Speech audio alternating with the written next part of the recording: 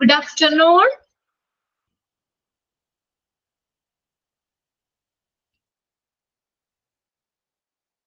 Good afternoon, ma'am. Good afternoon. എങ്ങനെയുണ്ടായിരുന്നു exam? കുഴപ്പമില്ലായിരുന്നു madam. കുഴപ്പമില്ലായിരുന്നു അല്ലേ? എല്ലാവർക്കും എളുപ്പമായിരുന്നു എക്സാം ഒക്കെ? മേഡം റിസൾട്ട് എപ്പോൾ പബ്ലിഷ് ചെയ്യും മേഡം? പബ്ലിഷ് ചെയ്തിട്ടില്ല, അടുത്ത ദിവസങ്ങളിൽ വരുമായിരിക്കും കേട്ടോ. ആർക്കെങ്കിലും ടഫ് ഉണ്ടായിരുന്നോ? ഒത്തിരി ബുദ്ധിമുട്ടുണ്ടായിരുന്നോ ആർക്കെങ്കിലും എക്സാം? സിമ്പിൾ ആയിരുന്നില്ലേ? പഠിച്ചതൊക്കെ തന്നെയല്ലേ വന്നത്? അതെ. ഓക്കെ. കുറച്ച്. ഓക്കെ. അപ്പൊ നെക്സ്റ്റ് നമ്മള് അപ്പൊ ഫസ്റ്റ് സെക്കൻഡ് മൊഡ്യൂള് കഴിഞ്ഞു, അതിന്റെ എക്സാം ആയിരുന്നു നമുക്ക് കഴിഞ്ഞത്. ഇനി നെക്സ്റ്റ് നമ്മൾ തേർഡ് മൊഡ്യൂളിലേക്കാ പോകുന്നത്. ഇനി തേർഡും ഫോർത്തും കഴിഞ്ഞിട്ടായിരിക്കും ഇനി അടുത്ത എക്സാം വരുന്നത്. ഓക്കെ. അപ്പൊ തേർഡ് മൊഡ്യൂളില് നമ്മൾ എടുക്കുന്ന ചാപ്റ്റർ 41 ആണ്, safety and security in the hospital എന്ന് പറഞ്ഞ ചാപ്റ്റർ ആണ് നമ്മൾ എടുക്കുന്നത് കേട്ടോ. ഞാനൊന്ന് ഇതിലേക്ക് ഡൗൺലോഡ് ചെയ്തിട്ട് കേട്ടോ ചാപ്റ്റർ.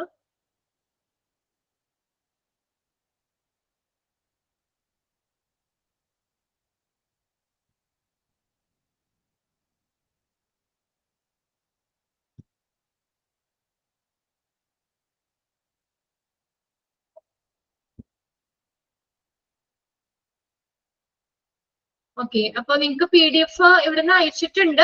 അപ്പൊ ഇനി നിങ്ങൾ പ്രിന്റ് എടുത്തോളൂ കേട്ടോ.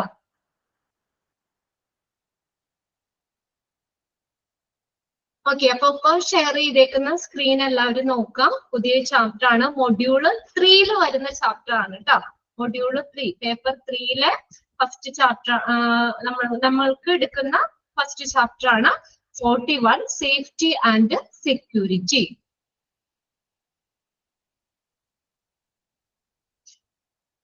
മാർക്കൊക്കെ നിങ്ങൾക്ക് നെക്സ്റ്റ് ദിവസങ്ങളിലായിട്ട് അത് പബ്ലിഷ് ചെയ്യും കേട്ടോ.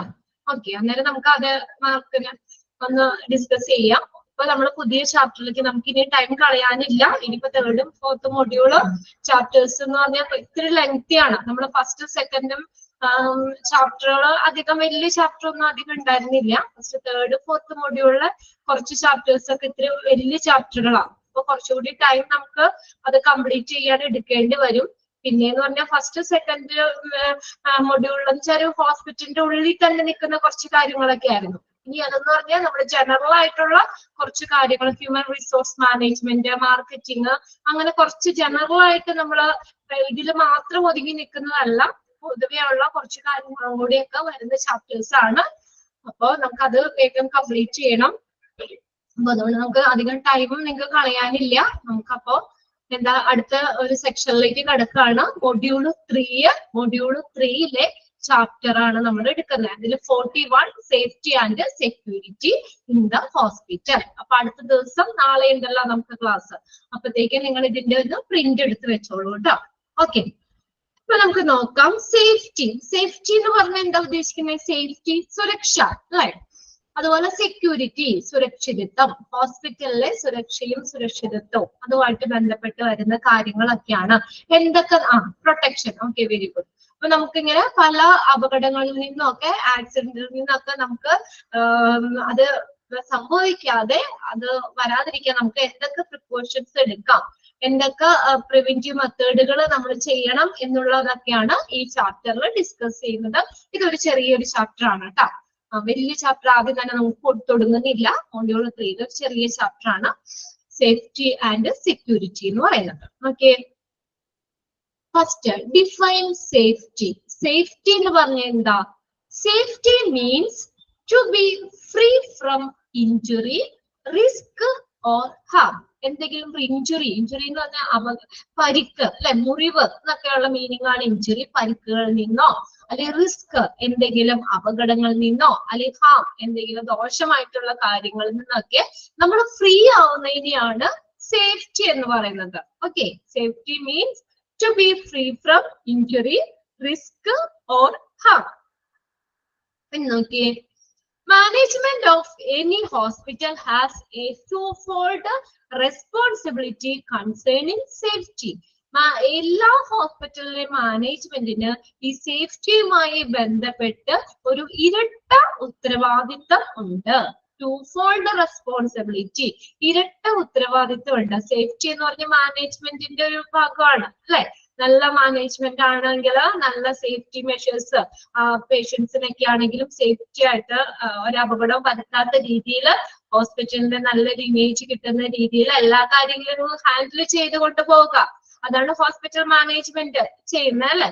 അപ്പൊ അത് അവർക്ക് ഈ സേഫ്റ്റിയുമായിട്ട് ബന്ധപ്പെട്ട് ഒരു ഇരട്ട ഉത്തരവാദിത്തം ഉണ്ട്. എന്തൊക്കെയാ പറഞ്ഞേക്കുന്നേ? First A, to make the work place and the surrounding safe by creating safe condition. Work place നമ്മൾ എവിടെയാണോ നമ്മൾ ജോലി ചെയ്യുന്ന സ്ഥലം, അത് ആ ഒരു വർക്ക് പ്ലേസും അതിന്റെ ചുറ്റുപാടും സറൗണ്ടിങ്സ് ഒക്കെ സേഫ് ആക്കി വെക്കുക. ആർക്കും അപകടം ഒന്നും വരുത്താത്ത രീതിയിൽ എല്ലാ കാര്യങ്ങളും എന്താ സേഫ് ആയിട്ട് അറേഞ്ച് ചെയ്യുക. ഇങ്ങനെയാ ബൈ ക്രിയേറ്റിംഗ് സേഫ് കണ്ടീഷൻ. ഒരു സുരക്ഷമായിട്ടുള്ള ഒരു സേഫ് ആയിട്ടുള്ള കണ്ടീഷൻ നിലനിർത്തിക്കൊണ്ട് തന്നെ വർക്ക് പ്ലേസും സറൗണ്ടിങ്സും എന്താക്കുക, സേഫ് ആക്കി വെക്കുക. അതൊരു റെസ്പോൺസിബിലിറ്റി ആണ്. ഇത് രണ്ടാമത്തെ എന്താ പറയുന്നത്? To establish, communicate to all concern and enforce safety rules. സുരക്ഷാ നിയമങ്ങള് നടപ്പിലാക്കുന്നതിന് വേണ്ടിയിട്ട് അതുമായിട്ട് ബന്ധപ്പെട്ട് വരുന്ന എല്ലാവരുമായിട്ടും കമ്മ്യൂണിക്കേറ്റ് ചെയ്യുക, ആശയവിനിമയം സ്ഥാപിക്കുക. എന്തിനു വേണ്ടിയിട്ടാ? Safety rules, enforce safety rules. സുരക്ഷാ നിയമങ്ങള് നടപ്പിലാക്കുന്നതിന് വേണ്ടിയിട്ട് അതുമായിട്ട് ബന്ധപ്പെട്ടുള്ള ആളുകളുമായിട്ട് കമ്മ്യൂണിക്കേറ്റ് ചെയ്യുക. ഒരു കമ്മ്യൂണിക്കേഷൻ എസ്റ്റാബ്ലിഷ് ചെയ്യുക, സ്ഥാപിക്കുക. ഇത് രണ്ടുമാണ് നമ്മൾ അതിനകത്ത് വരുന്നത്. Okay, hospital management of management of any hospital has twofold responsibility concerning safety. First എന്താ പറഞ്ഞേ? ഒരു സേഫ് ആയിട്ടുള്ള ഒരു അന്തരീക്ഷം, ആ ഒരു കണ്ടീഷൻ നിലനിർത്തിക്കൊണ്ട് തന്നെ വർക്ക് പ്ലേസും സറൗണ്ടിങ്സും സേഫ് ആക്കി വെക്കുക. രണ്ടാമത്തെ പറഞ്ഞത് ഏതാണ്? Enforce safety rules. ഒരു സുരക്ഷാ നിയമങ്ങൾ നടപ്പിലാക്കുന്നതിന് വേണ്ടിയിട്ടുള്ള അതുമായിട്ട് ബന്ധപ്പെട്ടുള്ള ഒരു കമ്മ്യൂണിക്കേഷൻ സ്ഥാപിക്കുക എന്നുള്ളത്. ഇനി അടുത്തത് പറഞ്ഞേക്കുന്നത് സേഫ്റ്റി അവയർനെസ് ആണ്. സേഫ്റ്റി അവയർനെസ്, അവയർനെസ് എന്ന് പറഞ്ഞ നോളജ് അല്ലെ. നമുക്ക് എന്താണ്? Knowledge of work related risk is necessary. ഏത് വർക്കാണ് നമ്മൾ ചെയ്യുന്നതെങ്കിലും ആ വർക്കുമായിട്ട് ബന്ധപ്പെട്ട് വരുന്ന റിസ്ക് എന്തൊക്കെയാണ്, അപകടങ്ങൾ എന്തൊക്കെയാണെന്ന് നമ്മൾ മനസ്സിലാക്കണം. അതിനെക്കുറിച്ചൊരു നോളജ് നമുക്ക് ഉണ്ടായിരിക്കണം അല്ലെ. നമ്മൾ ചെയ്യുന്ന വർക്ക്, ഇപ്പൊ ഹോസ്പിറ്റലില് ലാബിൽ വർക്ക് ചെയ്യുന്ന ഒരാളാണ്, ആ ലാബിൽ എന്തൊക്കെ കാര്യങ്ങളാണെന്നുള്ളത് അതേക്കുറിച്ച് അവരുടെ തൊഴിലിന്റെ ഭാഗമായിട്ട് അവർ എന്തൊക്കെ ചെയ്യണം എന്നുള്ളതിനെ കുറിച്ചൊക്കെ ഒരു നോളജ് ഉണ്ടായിരിക്കണം അവർക്ക് അല്ലെ. അപ്പൊ എന്ന് പറഞ്ഞാൽ നമുക്ക് അതേക്കുറിച്ച് നോളജ് ഉണ്ടാകുമ്പോൾ അവിടെ നടക്കുന്ന ഒരു അപകടങ്ങൾ എന്തൊക്കെ സംഭവിക്കാം എന്നുള്ളതിനെ കുറിച്ചും നമുക്കൊരു അവയർനെസ് കിട്ടണം. എങ്കിലാണ് നമുക്ക് അത് വരാതിരിക്കാൻ വേണ്ടിയിട്ട് എന്തൊക്കെ സേഫ്റ്റി മെഷേഴ്സ് ആണ് എടുക്കേണ്ടത്, എന്തൊക്കെ കാര്യങ്ങളാണ് ചെയ്യേണ്ടത് എന്നുള്ളത് അറിയാൻ പറ്റുള്ളൂ. ഇത് അവിടെ പറഞ്ഞിരിക്കുന്ന knowledge of work related risk is necessary. ആ തൊഴിലുമായിട്ട് ബന്ധപ്പെട്ട് വരുന്ന അപകട സാധ്യത എന്തൊക്കെയാണെന്നുള്ളത് അറിഞ്ഞിരിക്കണം. നോക്കിയേ, ലാബില് നഴ്സിംഗ് ഫ്ലോർ. നഴ്സിംഗ് ഫ്ലോർ എന്ന് പറഞ്ഞു കഴിഞ്ഞാൽ ICU പോലെ സ്പെഷ്യൽ കെയർ കൊടുക്കുന്ന സ്ഥലങ്ങളാണ്. ജനറൽ മെഡിക്കൽ ഫ്ലോറുകള്, ICU, ഇതൊക്കെ ഏതിനകത്താണ്? നഴ്സിംഗ് ഫ്ലോറിൽ ഇൻക്ലൂഡ് ചെയ്തേക്കുന്നതാണ്. Provide special type of care, special care provide ചെയ്യുന്ന സ്ഥലം ICU പോലുള്ള സ്ഥലങ്ങള്. പിന്നെ ലോണ്ട്രി, നമ്മൾ പഠിച്ചതാണ്. ലോണ്ട്രി ആൻഡ് ലിനൻ, അലക്കല് ബന്ധപ്പെട്ട് വരുന്ന department. And kitchen, dietary department നമ്മൾ പഠിച്ചതാണ് അല്ലെ. അപ്പൊ ഈ കിച്ചൺ, ഇവിടെയൊക്കെ സ്പെഷ്യൽ ഇൻസ്ട്രക്ഷൻസ് കൊടുക്കണം. 5 റോഡ് സേഫ്റ്റി റൂൾസ്, സുരക്ഷാ നിയമങ്ങളുമായിട്ട് ബന്ധപ്പെട്ട് വരുന്ന സ്പെഷ്യൽ ആയിട്ടുള്ള ഇൻസ്ട്രക്ഷൻസ് ഈ പ്രത്യേകം ഏരിയകളിലൊക്കെ കൊടുക്കേണ്ടത് അത്യാവശ്യമാണ്. Lab, nursing floor, laundry and kitchen demand special instruction and road safety rules. ഇനി നോക്കിയേ, എംപ്ലോയീസിനെ എങ്ങനെയായിരിക്കണം? Employees should develop A safe attitude and safe behaviour. എങ്ങനെ വേണം എംപ്ലോയീസ് എവിടെയാണെങ്കിലും വർക്ക് ചെയ്യുന്ന തൊഴിലാളികൾ എങ്ങനെയായിരിക്കണം? Develop A safe attitude, safe ആയിട്ടുള്ള ആറ്റിറ്റ്യൂഡ്, സേഫ് ആയിട്ടുള്ള ബിഹേവിയർ ഒക്കെ ഡെവലപ്പ് ചെയ്യണം. Okay, employees should develop A safe attitude and safe behaviour. The causative factor for most accidents are more human than environment. ശ്രദ്ധിച്ചേ, നമ്മൾ ഈ ഓരോ അപകടങ്ങൾക്കും ഓരോ ഡേഞ്ചർ ആക്സിഡൻസിനും കാരണമാകുന്ന ഒരു ഘടകം എന്ന് പറയുന്നത് എൻവയോൺമെന്റിനേക്കായും നമ്മുടെ പരിസ്ഥിതി മൂലമുണ്ടാകുന്ന അപകടങ്ങളെക്കായും മനുഷ്യരാണ് ഇതിന് കാരണം. പോസിറ്റീവ് ഫാക്ടർ എന്ന് പറയുന്നത്. മിക്ക ആക്സിഡന്റിനും കാരണമാകുന്ന ഒരു ഘടകം ഏതാ? മനുഷ്യരാണ്. അതാണ്ട് എൻവയോൺമെന്റ്, പരിസ്ഥിതിയേക്കാളും കൂടുതൽ മനുഷ്യരുടെ ഇടപെടലുകൾ അല്ലെങ്കിൽ അവരുടെ അശ്രദ്ധക്കുറവും കൊണ്ടൊക്കെയാണ് കൂടുതൽ ആക്സിഡൻസുകൾ സംഭവിക്കുന്നത് എന്നാണ് ഇവിടെ പറയുന്നത്. Okay, the positive factor for most accidents, മിക്ക ആക്സിഡന്റിനും കാരണമാകുന്ന ഫാക്ടർ എന്ന് പറയുന്നത് ഹ്യൂമൻ ആണ്. ഏതിനേക്കായും? ദാൻ എൻവയോൺമെന്റ്, പരിസ്ഥിതിനേക്കായും മനുഷ്യരാണ് മിക്ക ആക്സിഡന്റിനും കാരണമാകുന്ന പ്രധാനപ്പെട്ട ഒരു ഘടകം എന്ന് പറയുന്ന ഫാക്ടർ. മനുഷ്യരുടെ ശ്രദ്ധക്കുറവ് കൊണ്ട് തന്നെയാണ് പല അപകടങ്ങളും ഉണ്ടാകുന്നത്. ഇനി ഇവിടെ പറഞ്ഞു, അതൊരു ഇൻട്രൊഡക്ഷൻ പോലെ ആ ഒരു 2 പാരഗ്രാഫ് തന്നതാണ്. ഇനി നിങ്ങൾക്ക് എക്സാമിന് ചോദിക്കുന്നത് ഇതിനകത്ത് ഓരോന്നിലും നമ്മൾ ഇൻക്ലൂഡ് ചെയ്യുന്ന അല്ലെങ്കിൽ കംസ് അണ്ടർ, ഇതിന്റെ കീഴിൽ വരുന്ന സേഫ്റ്റി മെഷേഴ്സ് ഏതൊക്കെയാണ് എന്നായിരിക്കും എക്സാമിന് ചോദിക്കുന്നത്. നോക്കിയേ, general safety rules, hospital safety rules, സുരക്ഷാ നടപടിക്രമങ്ങള് ഹോസ്പിറ്റലില്. അതിൽ എ എന്ന് പറയുന്നത് ജനറൽ സേഫ്റ്റി റൂൾസ്, പൊതുവായിട്ടുള്ള സേഫ്റ്റി റൂൾസ് എന്തൊക്കെയാണ്?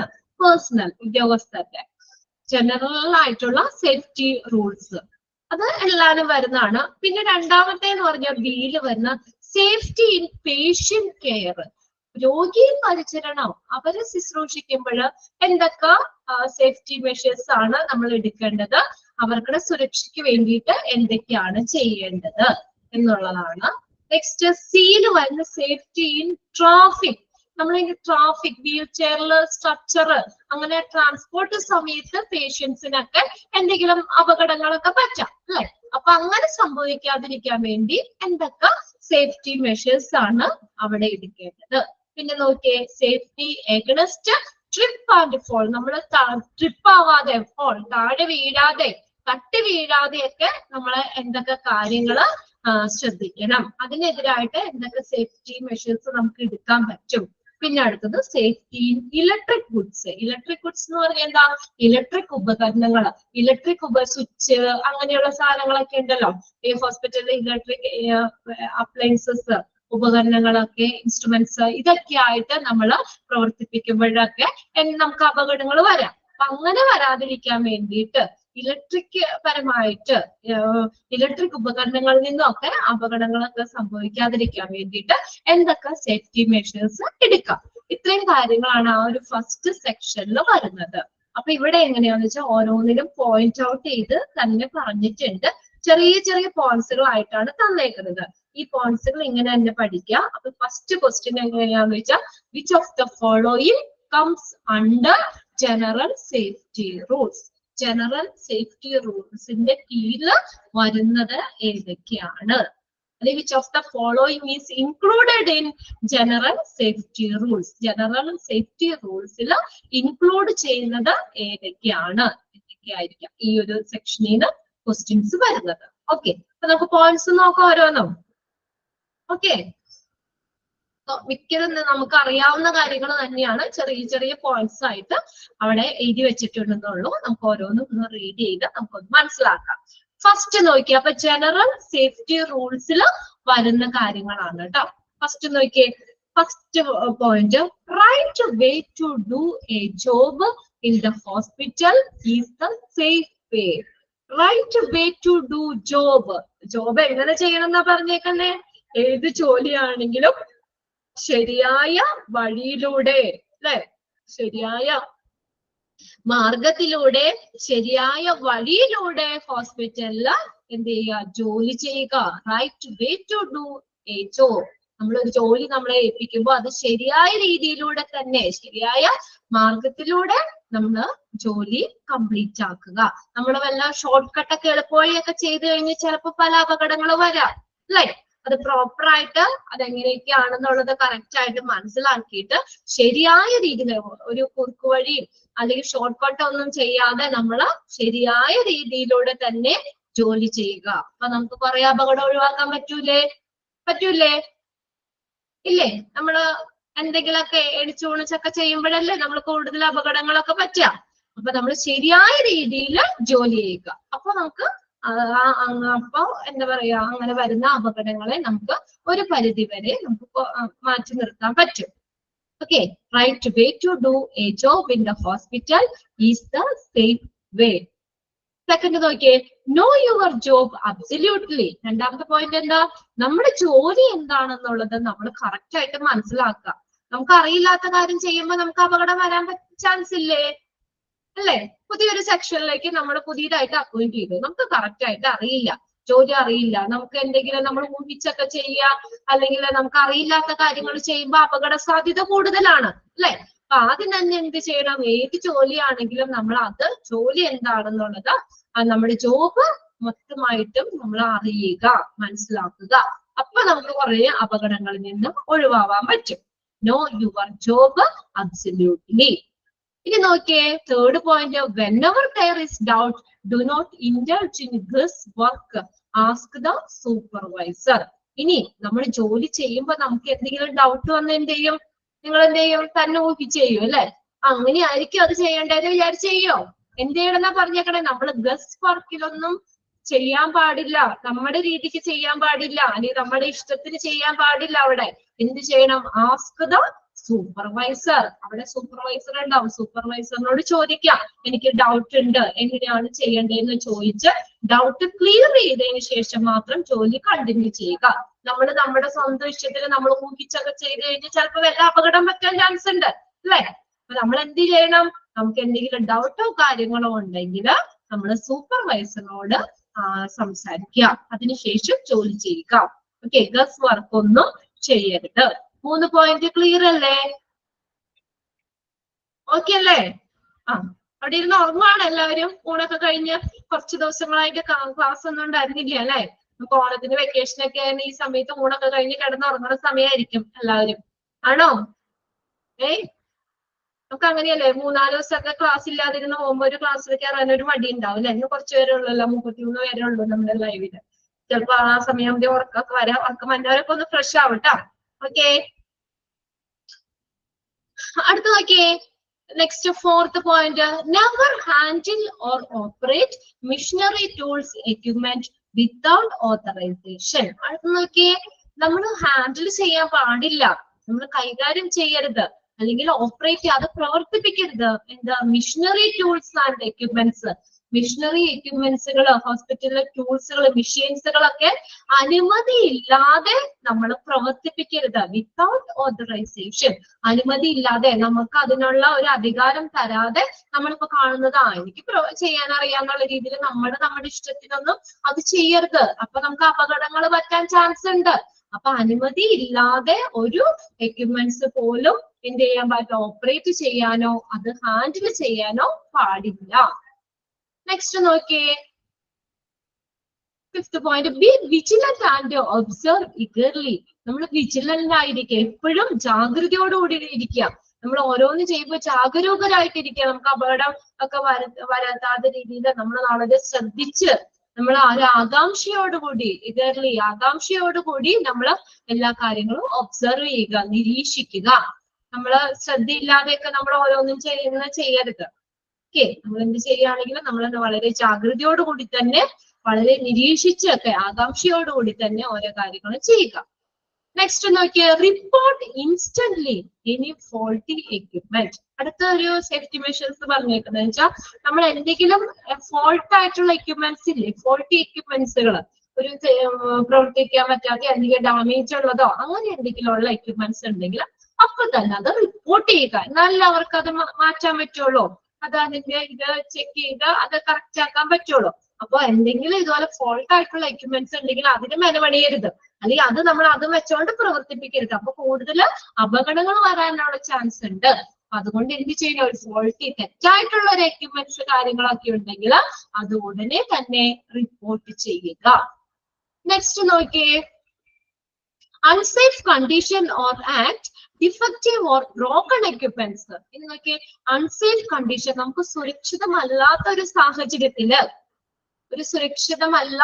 സാഹചര്യത്തില് അല്ലെങ്കിൽ ഓർ ആക്ട് ഡിഫക്റ്റീവ്, അല്ലെങ്കിൽ നമ്മൾ തെറ്റായി പ്രവർത്തിക്കുന്ന എന്തെങ്കിലും എക്യുപ്മെന്റ്സുകളോ ബ്രോക്കൺ പൊട്ടിപ്പോയിട്ടുള്ള ബ്രോക്കൺ ആയിട്ടുള്ള എക്യുപ്മെന്റ്സുകളൊക്കെ ഉണ്ടെങ്കിൽ അത് നമ്മൾ എന്ത് ചെയ്യാൻ പാടില്ല, അത് ഉപയോഗിക്കാൻ പാടില്ല. അല്ലെങ്കിൽ അൺസേഫ് ആയിട്ടുള്ള കണ്ടീഷനിലും നമ്മൾ വർക്ക് ചെയ്യാൻ പാടില്ല. നമ്മുടെ സേഫ്റ്റി എപ്പോഴും നമ്മൾ ശ്രദ്ധിക്കാം.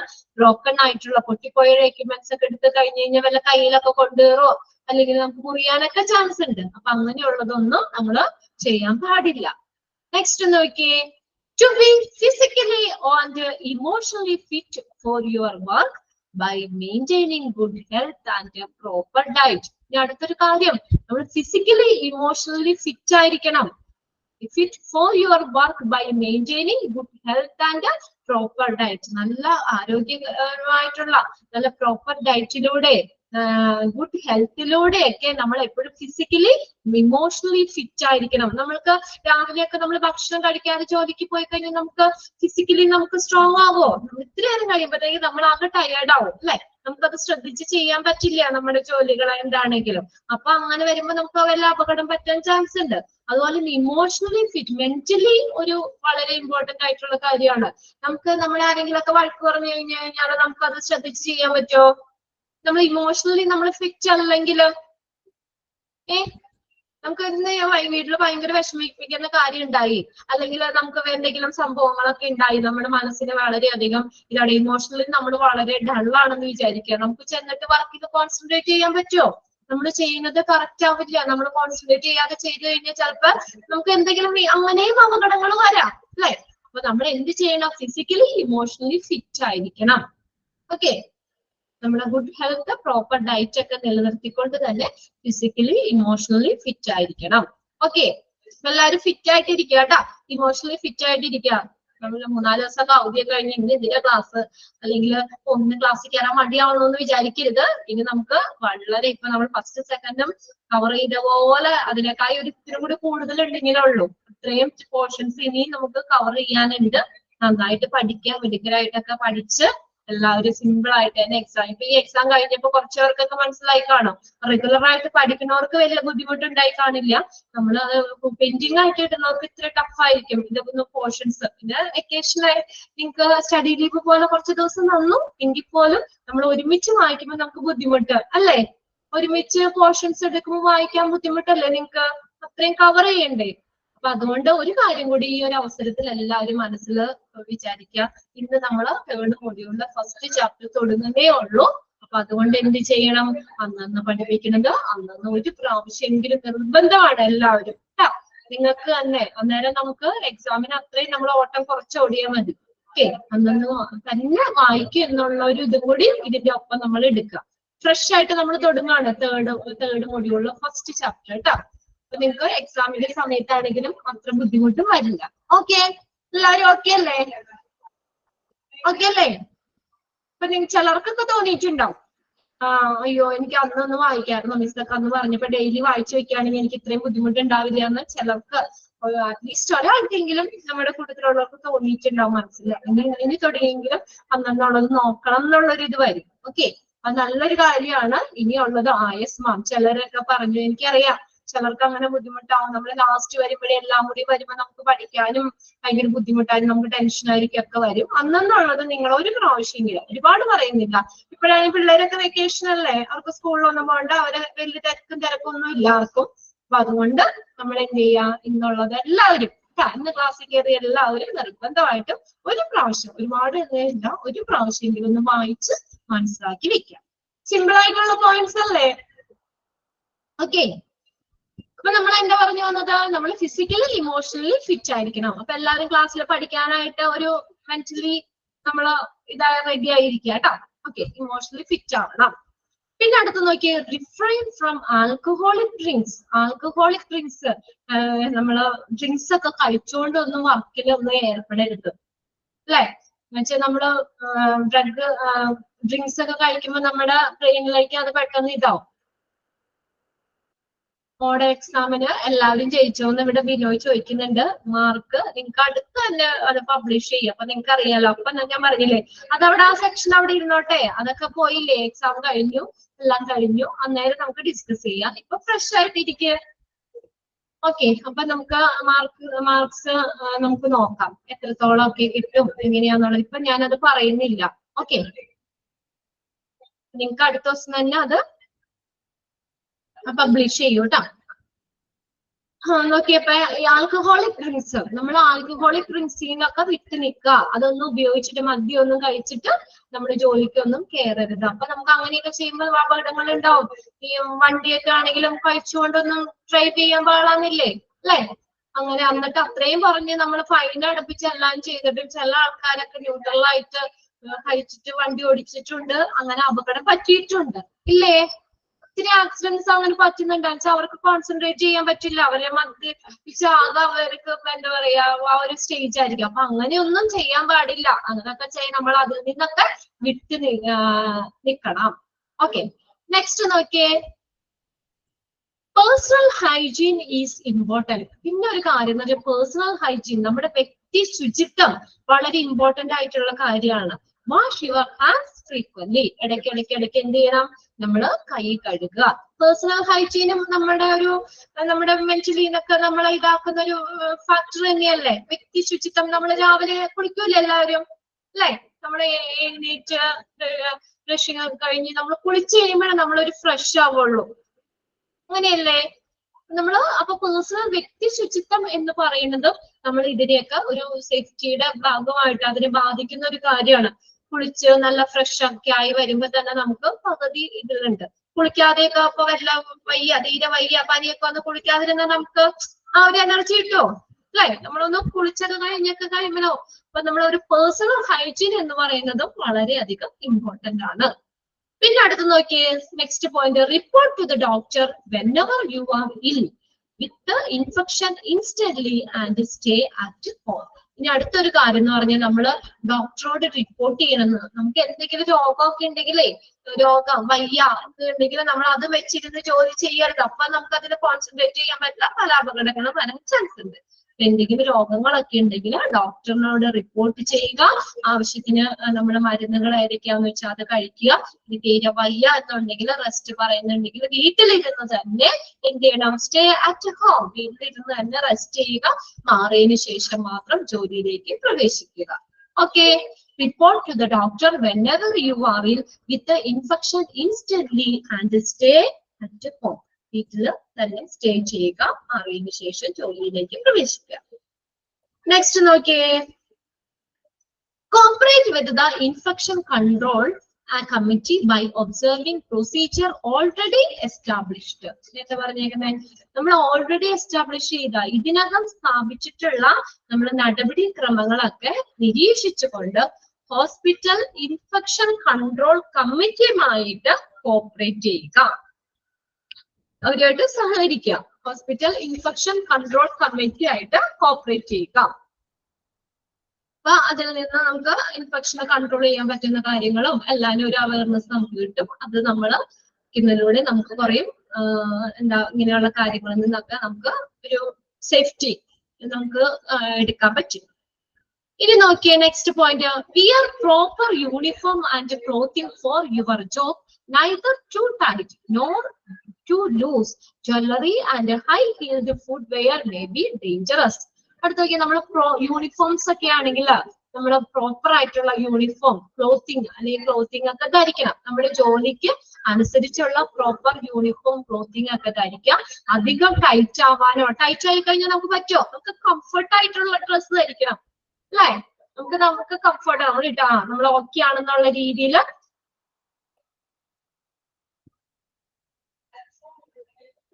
മൊഡ്യൂള് 2 കയ്യിലില്ല. മൊഡ്യൂള് 2 എന്തിനാ? നമ്മൾ മൊഡ്യൂള് 3 അല്ലേ ഇപ്പൊ എടുക്കുന്നേ. മൊഡ്യൂള് 3-ലെ ഫസ്റ്റ് ചാപ്റ്റർ ആണ് കേട്ടോ. നമ്മുടെ ഫസ്റ്റ് ചാപ്റ്റർ, ഞാൻ എടുക്കുന്ന ഫസ്റ്റ് ചാപ്റ്റർ ആണ് ഇത്, 41 സേഫ്റ്റി ആൻഡ് സെക്യൂരിറ്റി എന്ന് പറയുന്നത്. ഓക്കെ, ഇനി ഫസ്റ്റ് സെക്കൻഡ് മൊഡ്യൂള് കുറച്ച് നാളത്തേക്ക് നിങ്ങൾ അവിടെ മാറ്റി വെച്ചോ. അത് ഇനിയിപ്പോ അത് വേണ്ട, ഇനി തേർഡ് ഫോർത്ത് പഠിക്കുക. മൊഡ്യൂൾ 3 നിങ്ങൾക്ക് PDF അയച്ചു തന്നിട്ടുണ്ടാവും. ഓക്കെ, നെക്സ്റ്റ് നോക്കിയേ. അപ്പൊ നമ്മൾ എന്താ പറഞ്ഞേ, യൂണിഫോംസും ഇവിടെ എസ് ഇട്ടിട്ടുണ്ട്. അപ്പൊ അത് നിങ്ങൾ PDF ഏതൊക്കെ ചാപ്റ്റേഴ്സ് ആണെന്ന് വെച്ചാൽ അതിനനുസരിച്ച് എടുത്താൽ മതി കേട്ടോ. അപ്പൊ അധികം ടൈറ്റ് ഉള്ളതും അധികം ലൂസ് ഉള്ളതും ഡ്രസ്സ് ധരിക്കാൻ പാടില്ല. പിന്നെ നമ്മൾ എന്താ പറഞ്ഞേക്കുന്നത്, ജ്വല്ലറി, ആഭരണങ്ങളൊക്കെ ഒരുപാട് ഓർണമെന്റ്സ് ഒന്നും ഇടാൻ പാടില്ല. അതൊക്കെ നമുക്ക് അപകടങ്ങളും കാര്യങ്ങളൊക്കെ വരും. പിന്നെ അതുപോലെ ഹൈ ഹീൽഡ് ചെരുപ്പിടുന്നവരുണ്ടോ അവിടെ? നല്ല ഹീലുള്ള, ചിലർക്ക് പൊക്കം കുറവാണെങ്കിൽ ഒത്തിരി ഹീലുള്ള ചെരുപ്പിടും. നല്ലതാണോ?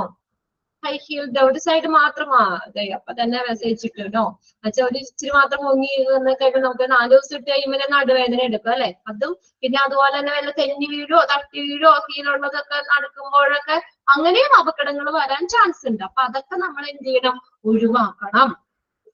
ഓക്കെ, നെക്സ്റ്റ് പോയിന്റ് നോക്കിയേ. Walk not run especially when you are taking delicate എന്ന് വെച്ചാൽ അതിലോലമായിട്ടുള്ളത്, സോഫ്റ്റ് ആയിട്ടുള്ളത്.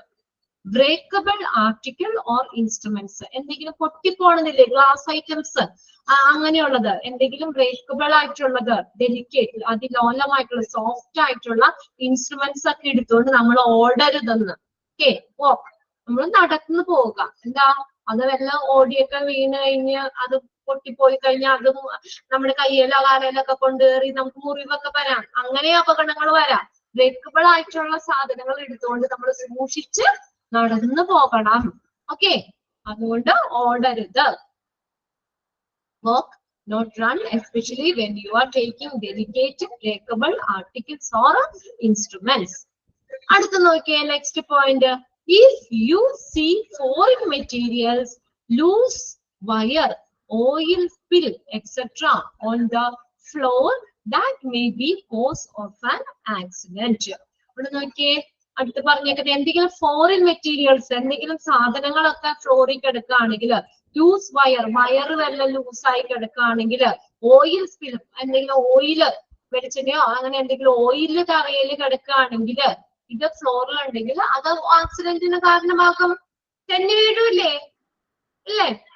പിള്ളേർക്കുടെ കളിപ്പാട്ടങ്ങളോ സാധനങ്ങളോ എന്തെങ്കിലുമൊക്കെ അലക്ഷ്യമായിട്ട് വലിച്ചെറിഞ്ഞൊക്കെ ഇട്ട് കഴിഞ്ഞാൽ നമ്മൾ അതിൽ ചവിട്ടി കഴിഞ്ഞാൽ തെന്നി വീഴും. വയറ് ലൂസായി കിടന്ന് അതിൽ തട്ടി വീഴാം. ഓയിൽ എന്തെങ്കിലും തറയിൽ കിടക്കണമെങ്കിൽ അതിൽ ചവിട്ടി കഴിഞ്ഞാൽ തെന്നി വീഴാം. അപ്പൊ ഇതെല്ലാം ആക്സിഡന്റിന് കാരണമാകുന്ന കാര്യങ്ങളാണ്. അപ്പൊ അതൊക്കെ നമ്മൾ എന്ത് ചെയ്യണം, അങ്ങനെയൊന്നും ഇടാതെ എല്ലാ ഫ്ലോറൊക്കെ എപ്പോഴും ക്ലീൻ ആക്കി വെക്കുക. നെക്സ്റ്റ് നോക്കിയേ, പ്രാക്ടിക്കൽ ജോക്സ് എന്തൊക്കെയാ? Do not indulge in practical jokes involving fire, acid, water, compressed air. Compressed air എന്ന് പറഞ്ഞു കഴിഞ്ഞാൽ അന്തരീക്ഷ മർദ്ദത്തെക്കാളും സാന്ദ്രത മർദ്ദപ്പെട്ട വായുവാണ് കംപ്രസ്ഡ് എയർ എന്ന് പറയുന്നത്. അന്തരീക്ഷ മർദ്ദത്തെക്കാൾ സാന്ദ്രത വരുത്തപ്പെട്ട വായു, കംപ്രസ്ഡ് എയർ. അപ്പൊ ഇങ്ങനെയുള്ളത് ഫയർ, തീയിൽ കളിക്കാൻ പാടില്ലാന്ന് പിള്ളേരോട് പറയാറില്ലേ അല്ലെ? തീ എടുത്ത് കളിക്കരുതെന്ന അപകടങ്ങൾ വരാൻ ചാൻസ് ഉണ്ട്. അതുപോലെ ആസിഡ്, വാട്ടർ, കംപ്രസ്ഡ് എയർ, ഇതൊക്കെ ആയിട്ടൊന്നും നമ്മുടെ പ്രാക്ടിക്കൽ ജോബ്സില് തമാശയിലൊന്നും ഏർപ്പെടാൻ പാടില്ല. അങ്ങനെയുള്ള പൊട്ടൻഷ്യലി ഹസാർഡസ് തിങ്സും ആയിട്ടൊന്നും നമ്മൾ കളിക്കാനൊന്നും പാടില്ല. അതൊക്കെ വളരെ ശ്രദ്ധിച്ച് കൈകാര്യം ചെയ്യേണ്ട കാര്യങ്ങളാണ്. ഓക്കെ, നെക്സ്റ്റ് അടുത്തത് നോക്കിയേ, വാർണിംഗ് ബോർഡുകൾ. പിന്നെ നമ്മൾ വാർണിംഗ് ബോർഡ് എന്തിനു വേണ്ടിയാ? നമുക്ക് അപകടം വരാതിരിക്കാനല്ലേ? നമ്മളൊക്കെ ഒരു അവയർനെസ് കിട്ടാൻ വേണ്ടിയിട്ടാണ് നമ്മൾ വാർണിംഗ് ബോർഡ് വെക്കുന്നത്. അപകട മേഖല, അങ്ങോട്ട് പ്രവേശനം ഇല്ല എന്നൊക്കെ പറഞ്ഞുകൊണ്ട് ഓരോ മുന്നറിയിപ്പ് കാര്യങ്ങളിലുള്ള ബോർഡുകൾ വെക്കും. അതും നമുക്ക് സേഫ്റ്റി ആണെന്ന് പറഞ്ഞേക്കുന്നത്. Pay attention to all warning boards. എല്ലാ വാർണിംഗ് ബോർഡും ശ്രദ്ധിക്കുക, അതിന് വേണ്ട ശ്രദ്ധ കൊടുക്കുക. These signs warn you about the dangerous and hazards that may cause injury or harm. ഇത് എന്ത് ചെയ്യുന്നു? ഈ വാർണിംഗ് സൈൻസ് നമുക്ക് ഡേഞ്ചറസ് ആയിട്ടുള്ളത് അല്ലെങ്കിൽ ഹസാർഡസ് ആയിട്ടുള്ള കാര്യങ്ങളെ കുറിച്ച് നമുക്കൊരു വാർണിംഗ് തരുന്നു, മുന്നറിയിപ്പ് തരുന്നു. അപ്പൊ നമുക്ക് ഇഞ്ചുറിക്കോ ഹാമിനോ ഒക്കെ കാരണമായിട്ടുള്ള ഇതിനെ കുറിച്ചൊരു വാർണിംഗ് തരുവാണ് ചെയ്യുന്നത്. These warning boards. അപ്പൊ ഈ വാണിംഗ് ബോർഡുകൾ എന്ത് ചെയ്യണം? അതിന് വേണ്ട ശ്രദ്ധ കൊടുക്കുക. അത് വായിച്ചു കഴിഞ്ഞാൽ അപകട മേഖല, അങ്ങോട്ട് പ്രവേശനം ഇല്ല എന്ന് പറഞ്ഞാൽ പിന്നെ നമ്മൾ അങ്ങോട്ട് പോകേണ്ട ആവശ്യമുണ്ടോ? ഇല്ല അല്ലെ? അപ്പൊ അത് നമുക്കൊരു അപകടം വരാതെ ഇരിക്കാനുള്ള ഒരു മുന്നറിയിപ്പാണ്. അതൊക്കെ ശ്രദ്ധിക്കുക. നെക്സ്റ്റ് ആണ് വർക്ക് പ്രൊസീജിയർ എന്ന് പറയുന്നത്. Work procedure. B familiar with your work procedure including safety practice at work. നമ്മുടെ വർക്ക്, നമ്മുടെ തൊഴിലുമായിട്ട് ബന്ധപ്പെട്ട് വരുന്ന കാര്യങ്ങളില്ലേ, പ്രൊസീജിയർ, നടപടിക്രമങ്ങള്, സേഫ്റ്റി പ്രാക്ടീസസ്. നമ്മൾ ജോലി ചെയ്യുമ്പോൾ അതിന് വേണ്ട സേഫ്റ്റി പ്രാക്ടീസുകൾ ചെയ്യുക. ഇപ്പൊ നമ്മൾ പറഞ്ഞു ഗ്ലൗസുകൾ ധരിക്കാം, മാസ്കുകൾ ധരിക്കാം, ഐവെയർ ധരിക്കാം, അല്ലെ, ഗൗണുകൾ ധരിക്കാം. ഇതൊക്കെ ഒരു നമ്മള് എന്താ പറയുക, ഒരു സേഫ്റ്റി മെഷേഴ്സ് ആണ്. അപ്പൊ അങ്ങനെയുള്ള വർക്ക് ആയിട്ട് ബന്ധപ്പെട്ട് വരുന്ന ഇതിനകത്ത് സേഫ്റ്റിക്ക് വേണ്ട കാര്യങ്ങളൊക്കെ അതിനകത്ത് ഉൾപ്പെടുത്താന്ന് പറയുന്നത്. Be familiar with your work procedure including safety practice at work. Next ആണ് ഹാൻഡ് റെയിലുകള്. Hand rails. Always use hand rail on stairway of ramps. നമ്മൾ മുകളിലൊക്കെ കയറുമ്പോൾ ഹാൻഡ് റെയിൽ യൂസ് ചെയ്യാറുണ്ടോ? അത് വെറുതെ പിടിക്കാതെ ഓടി കയറുകയാണ് ചെയ്യുന്ന സ്റ്റെപ്പേ കൂടെയൊക്കെ. സൈഡിൽ വെച്ചേക്കുന്ന ഹാൻഡ് റെയിലുകളില്ലേ, അതിൽ പിടിച്ച് കയറി പോകാറുണ്ടോ? അത് ഓടി കയറുമോ ഹാൻഡ് റെയിൽ? നമ്മൾ എന്ത് ചെയ്യണം? നമ്മുടെ സേഫ്റ്റിക്ക് വേണ്ടിയിട്ടാണ് അല്ലെ ഹാൻഡ് റെയിൽസ് വെച്ചേക്കുന്നത്. നമ്മളത് വെയിറ്റ് വീഴാതെയോ ഒക്കെ നമുക്കൊരു ബലത്തിന് വേണ്ടിയിട്ടാണ്. അപ്പൊ സൈഡിൽ പതുക്കെ പിടിച്ച് സ്റ്റെപ്പ് കയറി പോവുക. ഹാൻഡ് റെയിലുകൾ യൂസ് ചെയ്യണം എന്നാ പറഞ്ഞേക്കുന്നത്. Hand rails always use hand rails on stairway of ramp. Ramp എന്ന് പറഞ്ഞ ചെരിഞ്ഞ സ്ഥലമാണ് കേട്ടോ. Ramp, RAMP, ramp. Okay, Binoy left ആവാണ് അല്ലെ. അപ്പോ ബിനോയ് ക്ലാസ് കണ്ടിന്യൂ ചെയ്ത് നിങ്ങൾ റെക്കോർഡ് ക്ലാസ് ഉണ്ടല്ലോ, അത് കണ്ടോളണം കേട്ടോ. ഓക്കെ, ലെഫ്റ്റ് ആയിക്കോട്ടോ, റെക്കോർഡ് ക്ലാസ് കാണണം. ഓക്കെ, അപ്പൊ നോക്കിയേ. അപ്പൊ എന്താ അടുത്ത് പറഞ്ഞേക്കുന്നത്? ലാസ്റ്റ് പോയിന്റ് ഇവിടെ പറഞ്ഞേക്കുന്ന ഓവർ ഹെഡ് ഒബ്ജക്റ്റ്. നമ്മുടെ തലയ്ക്ക് മുകളിലിരിക്കുന്ന വസ്തുക്കൾ ഉണ്ടല്ലോ, അത് നമ്മൾ എങ്ങനെയാ എടുക്കാനായിട്ട് ലാഡർ യൂസ് ചെയ്യണം എന്നാ പറഞ്ഞു. ഗുഡ് ലാഡർ യൂസ് ചെയ്യുക. When you try to take objects, overhead objects, always use good ladder. ladder, നല്ല ladder. ഇപ്പൊ രണ്ട് സൈഡിലേക്കൊക്കെ വെക്കുന്ന ladder ഇല്ലേ, നമ്മൾ തെന്നി പോകാത്ത രീതിയിലുള്ള ലാഡറുകള്. ഏതാണ്? സഫീർ ഏതാ ചോദിച്ചേ? ഒബ്ജക്റ്റ് എന്നാണ് കേട്ടോ. ഓവർഹെഡ് ഒബ്ജക്റ്റ് എന്നാണ് കേട്ടോ അത്. തലയ്ക്ക് മുകളിലുള്ള വസ്തുക്കള്. JECTS, objects. Okay, when you try to take objects, overhead objects, always use a good ladder. നല്ല ladder ഉപയോഗിക്കണം. വീട്ടിലൊക്കെ മുകളിൽ സാധനങ്ങളൊക്കെ കയറി എടുക്കാനായിട്ട് ladder വെക്കൂല്ലേ? ഇപ്പൊ നമ്മളെ തെന്നി പോകാത്ത രീതിയിലുള്ള ladder ഒക്കെ ഉണ്ട്, അത് യൂസ് ചെയ്യുക. Do not climb on chair. അത് ചെയറിനാണ് കേട്ടോ. CHAIRS, chairs. ചെയറിലോ ഓർ ബോക്സസ്, കസേരയുടെ മുകളിൽ കയറിയുന്നോ അല്ലെങ്കിൽ എന്തെങ്കിലും ബോക്സ് പെട്ടി ഉണ്ടെങ്കിൽ അതിന്റെ മുകളിൽ കയറി ഒന്ന് വരിഞ്ഞെത്തിച്ചൊന്നും എടുക്കരുത്.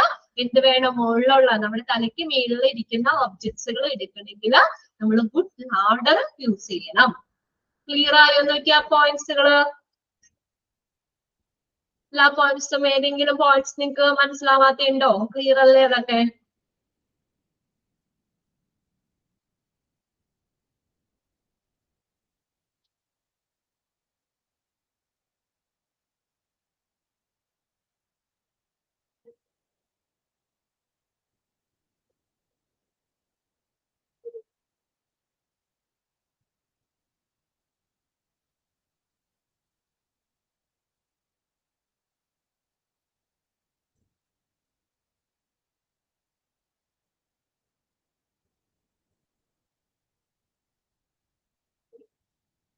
ഫൈവ് ആണോ? പറയാട്ടോ.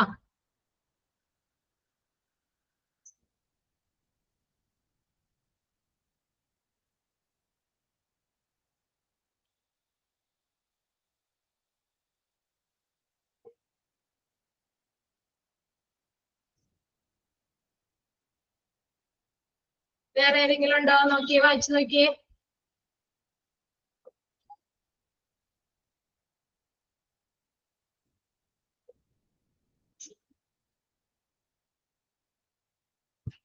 ഓക്കെ, അഞ്ചാമത്തെ പോയിന്റ് ആണ് പറയാൻ പറഞ്ഞേക്കുന്നത്.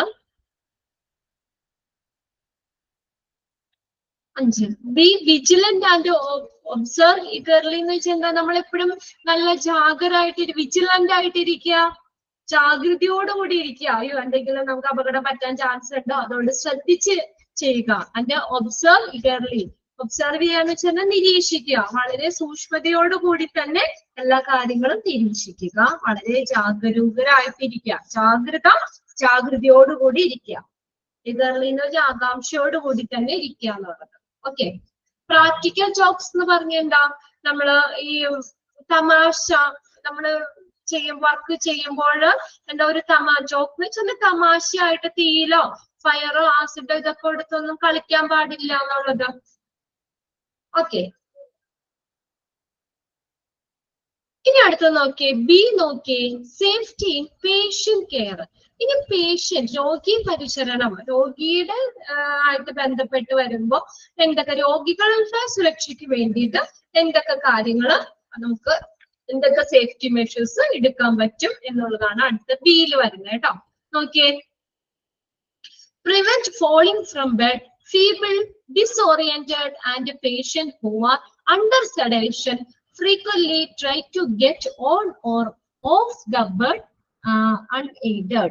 അപ്പൊ നോക്കിയേ, ഫീബിൾ എന്ന് പറഞ്ഞു കഴിഞ്ഞാല് നമ്മള് ബലഹീനര്, തളർന്ന ആളുകളൊക്കെ ഇല്ലേ, അല്ലെങ്കിൽ ബല കുറവുള്ളവര്, അസുഖമൊക്കെ വന്ന് തീരെ വയ്യാതെ ബലക്കുറവുള്ള ആളുകള്, പിന്നെ ഡിസോറിയന്റഡ്, ദിശാബോധമില്ലാത്തവര് എന്നുവെച്ചാൽ നോർമൽ അല്ലാത്തവര്, നോർമല് നമുക്ക് ആ ഒരു മെമ്മറി ഒക്കെ ഇല്ലാത്തവര്, എന്തെങ്കിലും ആക്സിഡന്റ് ഒക്കെ പറ്റി നമ്മുടെ പെട്ടെന്ന് നമ്മുടെ മെമ്മറി ഒക്കെ നഷ്ടപ്പെട്ടു പോവില്ലേ, അപ്പൊ അങ്ങനെയുള്ളവര്.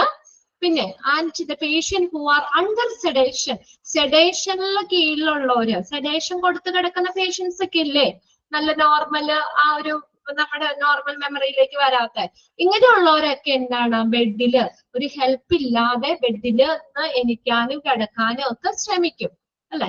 അപ്പൊ അങ്ങനെയുള്ളവർക്ക് എന്ത് ചെയ്യണം, try to make the patient understand that require assistance, അവർക്ക് അസിസ്റ്റൻസ് ആവശ്യമാണ് എന്ന് പേഷ്യൻസിനെ മനസ്സിലാക്കി കൊടുക്കാം. അപ്പൊ നമുക്ക് അപകടം ഒഴിവാക്കാലോ.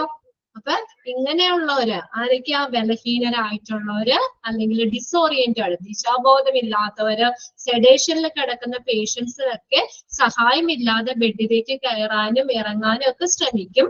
അപ്പൊ അവരോട് എന്ത് ചെയ്യണം, അവർക്ക് അസിസ്റ്റൻസ് ആവശ്യമാണ് എന്നുള്ളത് പറഞ്ഞ് മനസ്സിലാക്കുക. ഇനി രണ്ടാമത്തെ പോയിന്റ് നോക്കിയേ, patients belongs should be kept with reach. പേഷ്യൻസിന് ആവശ്യമുള്ള സാധനങ്ങളൊക്കെ ഇല്ലേ, മരുന്നുകള് അല്ലെങ്കിൽ മറ്റുള്ള സാധനങ്ങളൊക്കെ അവർക്ക് എന്തൊക്കെയാണെന്നുള്ളത്, അതൊക്കെ തൊട്ടടുത്ത് തന്നെ വെക്കാനായിട്ട് സെക്കൻഡ് പോയിന്റ് പറഞ്ഞേക്കുന്നത്. സെക്കൻഡ് പോയിന്റ് എന്ന് പറഞ്ഞാൽ അത് ഒറ്റ ഇതായിട്ട് തന്നെ പറയാവുന്നതാണ് കേട്ടോ, അതാണ് ഞാൻ ഒറ്റയടിക്ക് പറഞ്ഞു പോയത്. അപ്പൊ ഇങ്ങനെയുള്ള ആളുകൾക്കൊക്കെ എന്താ, ഒരു അസിസ്റ്റൻസ് ആവശ്യമാണെന്ന് മനസ്സിലാക്കിക്കണം, അല്ലെങ്കിൽ അവരെ പറഞ്ഞ് മനസ്സിലാക്കുക. അത് രണ്ടും കൂടി ചേർത്ത് പറഞ്ഞതാണ് ഞാൻ. ഇനി നോക്കി അവിടെ next point, patients belong should be kept with reach. പേഷ്യൻസിന് ആവശ്യ വസ്തുക്കളൊക്കെ ഉണ്ടല്ലോ, അത് അവർക്ക് സമീപത്ത് തന്നെ വെക്കണം. ഇപ്പൊ ദൂരെ കൊണ്ടുവെക്കുന്നത്, കിടക്കുന്ന ഒരു പേഷ്യന്റ് ആണ്, അവർക്ക് വേണ്ട സാധനങ്ങള് എന്തെങ്കിലും, അത് ടേബിള് നമ്മൾ ഇച്ചിരി ദൂരെയാണെങ്കിൽ അവരെന്ത് ചെയ്യാം, അത് ഏങ്ങി വലിഞ്ഞെടുക്കാൻ ശ്രമിക്കും അല്ലെ. അപ്പൊ വേണമെങ്കിൽ ആ ബെഡിന്റെ താഴെ വീഴാം, അല്ലെങ്കിൽ എന്തെങ്കിലും അപകടം പറ്റാൻ ഏങ്ങി വലിഞ്ഞെടുക്കുമ്പോൾ അപ്പൊ എന്ത് ചെയ്യണം, അവർക്ക് ആവശ്യമുള്ള സാധനങ്ങള് അവരോട് ചേർത്ത് അവരുടെ അരികത്ത് തന്നെ വെക്കണം. രോഗികളുടെ സാധനങ്ങളൊക്കെ കൈയെത്തുന്ന ദൂരത്ത് തന്നെ വെക്കണം, അവർക്ക് തന്നെ എടുക്കാവുന്ന രീതിയിൽ കൈയെത്തുന്ന ദൂരത്ത് വെക്കണം. നെക്സ്റ്റ് പോയിന്റ് നോക്കിയാ, ask the patient to use next call but to have a bedpan or urinal. ഈ ബെഡ് പാൻ അല്ലെങ്കിൽ യൂറിനൽ ചെയ്യാനൊക്കെ നേരത്ത് ഈ കോൾ ബട്ടൺ ഉപയോഗിക്കാൻ പറയുന്ന പേഷ്യൻസിനോട്. അപ്പൊ നേഴ്സിനെ ആരെങ്കിലും വിളിക്കാൻ, അല്ലാതെ അവര് സ്വന്തമായിട്ട് എനിക്ക് യൂറിനൽ ചെയ്യാനോ, അല്ലെങ്കിൽ ബെഡ് പാൻ എന്ന് പറഞ്ഞ മലമൂത്ര വിസർജന പാത്രം, അതിനാണ് ബെഡ് പാൻ എന്ന് പറയുന്നത്. ഓ യൂറിനല്, അത് പാത്രമൊക്കെ വേണമെങ്കിൽ എടുക്കാനോ അവർക്ക് യൂറിൻ ചെയ്യാനോ ഒക്കെ വേണമെങ്കിൽ അവർ തന്നെ എനിക്കൊക്കെ ചെയ്യുമ്പോഴത്തേ അല്ലെങ്കിൽ ആ പാത്രം എടുക്കാനൊക്കെ ശ്രമിക്കുമ്പോൾ അവർ വീഴാൻ ചാൻസ് ഉണ്ട്. അപ്പൊ അതുകൊണ്ട് എന്ത് ചെയ്യണം, നേഴ്സിനെ വിളിക്കണം. എങ്ങനെയാ, നേഴ്സസ് കോൾ ബെല്ല് മതി അല്ലെ? ഒരു ബെല്ല് അടിച്ചു കഴിഞ്ഞാൽ നേഴ്സ് വരും. ഡ്യൂട്ടി ആ റൂമിലേക്ക് അത് കണക്റ്റഡ് ആണ്. അപ്പൊ അത് ബെല്ലടിക്കുക, അപ്പൊ നേഴ്സ് വരും എന്നുള്ളതാണ് ഉദ്ദേശിക്കുന്നത്. അപ്പൊ പേഷ്യൻസിനോട് എന്ത് പറയണം? നേഴ്സ് കോൾ ബെല്ല് യൂസ് ചെയ്യാനായിട്ട് പറയണം. Ask the patient to use nurse call bell. Next നോക്കിയേ, ബെഡ് റെയിൽ. ബെഡ് റെയിൽ എന്ന് പറഞ്ഞു കഴിഞ്ഞാല് കൈപ്പിടികളില്ലേ ബെഡിന്റെ സൈഡില് പേഷ്യൻസ് ഒക്കെ വീഴാതെ വെക്കുന്നത്, ബെഡ് റെയിലുകള്, കൈപ്പിടികള്, അത് ഉപയോഗിക്കണമെന്ന്, അത് യൂസ് ചെയ്യണമെന്ന്. രണ്ട് സൈഡിലും use bed rail on both sides. രണ്ട് സൈഡിലും ബെഡ് റെയിലുകൾ യൂസ് ചെയ്യണം. ഇപ്പൊ നമുക്ക് ഇങ്ങനെ ശരിക്കും ബോധമില്ലാതെയൊക്കെ കിടക്കുന്നത്, നോർമൽ അല്ലാത്ത പേഷ്യൻസ് ഒക്കെ ഉണ്ട്, അവരൊക്കെ ചിലപ്പോൾ ചാടി എണീക്കാനൊക്കെ ശ്രമിക്കാം. അപ്പൊ നമ്മൾ അവര് പെട്ടെന്ന് ബെഡിൽ നിന്ന് ഒക്കെ വീഴാതിരിക്കാനൊക്കെ രണ്ട് സൈഡിലും ബെഡ് റെയിലുകൾ വെക്കും. അതൊക്കെ യൂസ് ചെയ്യാൻ പറയണം. അത് പേഷ്യന്റിന്റെ സേഫ്റ്റിക്ക് വേണ്ടി തന്നെയാണ്. ഓക്കെ, പിന്നെ അടുത്ത് നോക്കിയേ, ഇപ്പോ ഒത്തിരി ആയിട്ടില്ല, ഒരു 3-4-5 മാസം ആയിട്ടുണ്ട്. എന്റെ ഒരു അങ്കിളിന്റെ മോന് ഇങ്ങനെ ആക്സിഡന്റ് പറ്റി. അപ്പൊ തലയ്ക്കാണ് പറ്റിയത്. അപ്പൊ ഇത്തിരി ഇതായിപ്പോയി. അപ്പൊ ആൾക്ക് ബോധമൊന്നും ഉണ്ടായിരുന്നില്ല, നോർമൽ അല്ലായിരുന്നു. അപ്പൊ ആളിങ്ങനെ ഹോസ്പിറ്റലിൽ ഞങ്ങൾ കാണാൻ ചെന്നപ്പോ തന്നെ എന്താ ഈ ബെഡ് റെയിൽ കൈപ്പിടി ഉണ്ടല്ലോ, അവിടെ കൈയും കാലൊക്കെ ഇങ്ങനെ കെട്ടി വെച്ചേക്കായിരുന്നു. വെച്ചാൽ ആള് നോർമൽ അല്ല. അപ്പൊ ഇത്രയും പറ്റിയെന്നൊന്നും ഒരു ഓർമ്മയില്ല, എന്താ പറ്റിയെന്നുള്ള ഓർമ്മയില്ല. അപ്പൊ ചാടി വേഗം വീട്ടിലേക്ക് പോണെന്നൊക്കെ പറഞ്ഞുകൊണ്ട് ആള് പെട്ടെന്ന് ചാടി എനിക്കൊക്കെയായിരുന്നു. അപ്പൊ രണ്ട് സൈഡിലേക്ക്, അത് പേഷ്യൻസിന്റെ സേഫ്റ്റിക്ക് വേണ്ടി തന്നെയാണ്. രണ്ട് വശങ്ങളിലേക്കും കൈയും കാലും ഒക്കെ അവര് ക്ലിപ്പ് ചെയ്ത് വെച്ചേക്കായിരുന്നു. അങ്ങനെ അതൊക്കെ പേഷ്യന്റ് സേഫ്റ്റിക്ക് വേണ്ടി ചെയ്യുന്നതാണ് കേട്ടോ. Use bed rail on both sides. രണ്ട് സൈഡിലും യൂസ് ചെയ്യാം. പിന്നെ അടുത്ത് നോക്കിയ മെഡിക്കേഷൻസ്, മരുന്നുകള്. Check and double check medication relating instruction labels patient identity. നമ്മൾ മരുന്നുകളുടെ കാര്യം ഇത് എന്ത് ചെയ്യണം? പെട്ടെന്ന് നമ്മൾ എടുത്ത് അങ്ങനെ കഴിക്കാൻ പാടില്ല. നമ്മൾ മരുന്ന് കഴിക്കുമ്പോൾ ആരാണെങ്കിലും മരുന്ന് കഴിക്കുമ്പോൾ എന്ത് ചെയ്യണം? അവിടെ ചെക്ക് ചെയ്യണം അല്ലെ? അവിടെ എഴുതിയേക്കണത് നമ്മുടെ പേരുണ്ടാവും അല്ലെ? ആ സ്ലിപ്പിന്റെ ഇതിനകത്ത് മരുന്നിന്റെ കവറിന്റെ അതിനകത്ത് പേരുണ്ടാവും.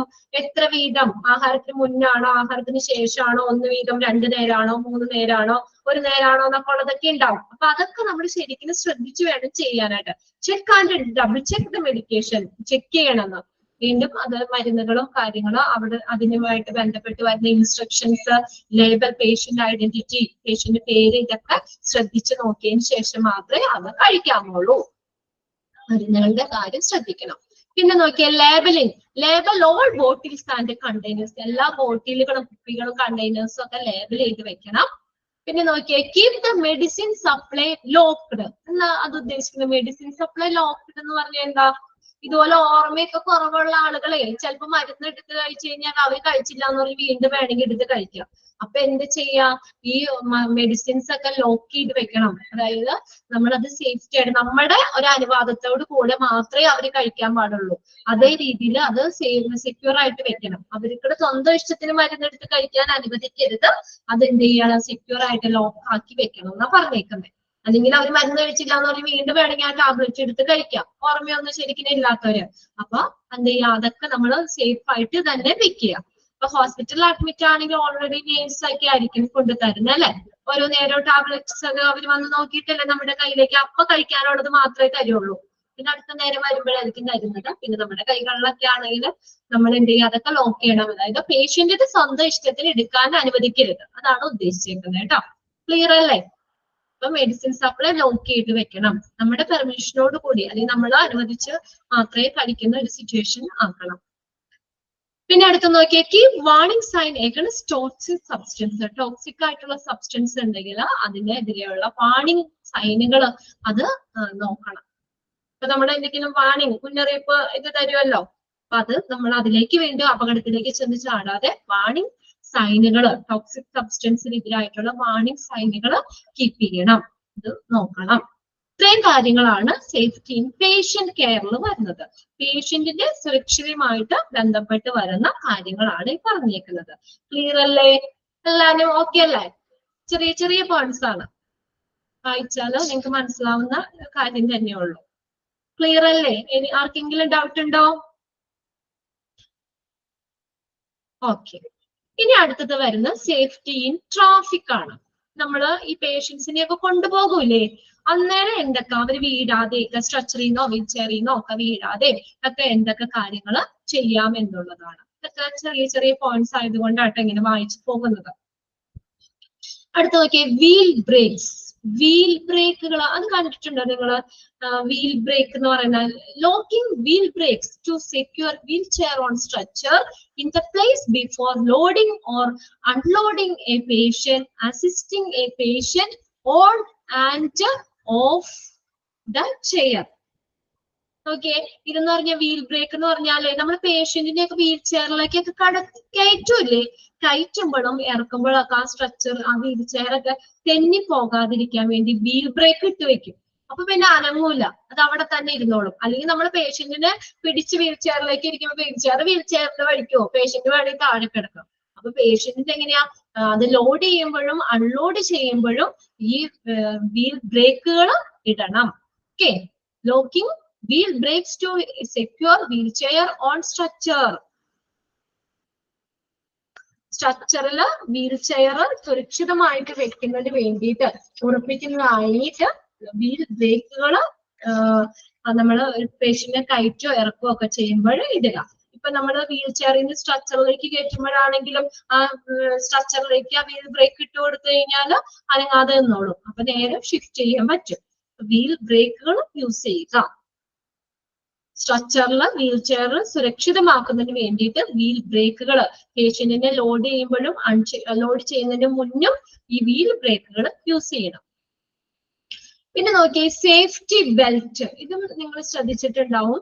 പേഷ്യന്റിനെ ഒക്കെ വെറുതെ ഉന്തിക്കൊണ്ട് പോയി കഴിഞ്ഞ് ചിലപ്പോൾ വേണമെങ്കിലേ നല്ല ഇതില്ലാത്തവരൊക്കെ ആണെങ്കിൽ ചിലപ്പോൾ മറിഞ്ഞു വീഴാം പേഷ്യൻസിന്റെ വീൽ ചെയറിലൊക്കെ കൊണ്ടുപോകുമ്പോൾ. അപ്പൊ അങ്ങനെ വീഴാതിരിക്കാൻ വേണ്ടി കണ്ടിട്ടില്ലേ നിങ്ങൾ ചില പേഷ്യൻസിനെ ഒക്കെ കൊണ്ടുപോകുമ്പോൾ അങ്ങനെ ബെൽറ്റ് ഉപയോഗിക്കുന്ന സേഫ്റ്റി ബെൽറ്റ് രണ്ട് സൈഡിലേക്ക് അവരുടെ ഇങ്ങനെ വട്ടത്തിൽ ഇങ്ങനെ ബെൽറ്റ് ഇട്ട് വെക്കും. അപ്പൊ പിന്നെ അനങ്ങൂല. എത്ര ഉന്തിക്കൊണ്ട് പോകുമ്പോഴൊക്കെ ആണെങ്കിൽ അവര് അനങ്ങാതെ തന്നെ ഇതാവുള്ളൂ. ഒരു വീഴാനുള്ള ചാൻസ് വരുന്നില്ല. ട്രാൻസ്പോർട്ട് സമയത്ത് വീൽ ചെയറിൽ നിന്നൊക്കെ പേഷ്യന്റ് വീഴാനുള്ള ചാൻസ് ഒന്നും ഉണ്ടാവില്ല സേഫ്റ്റി ബെൽറ്റ് ഉപയോഗിക്കുമ്പോൾ. സെക്കൻഡ് പോയിന്റ് നോക്കിയ സേഫ്റ്റി ബെൽറ്റ്.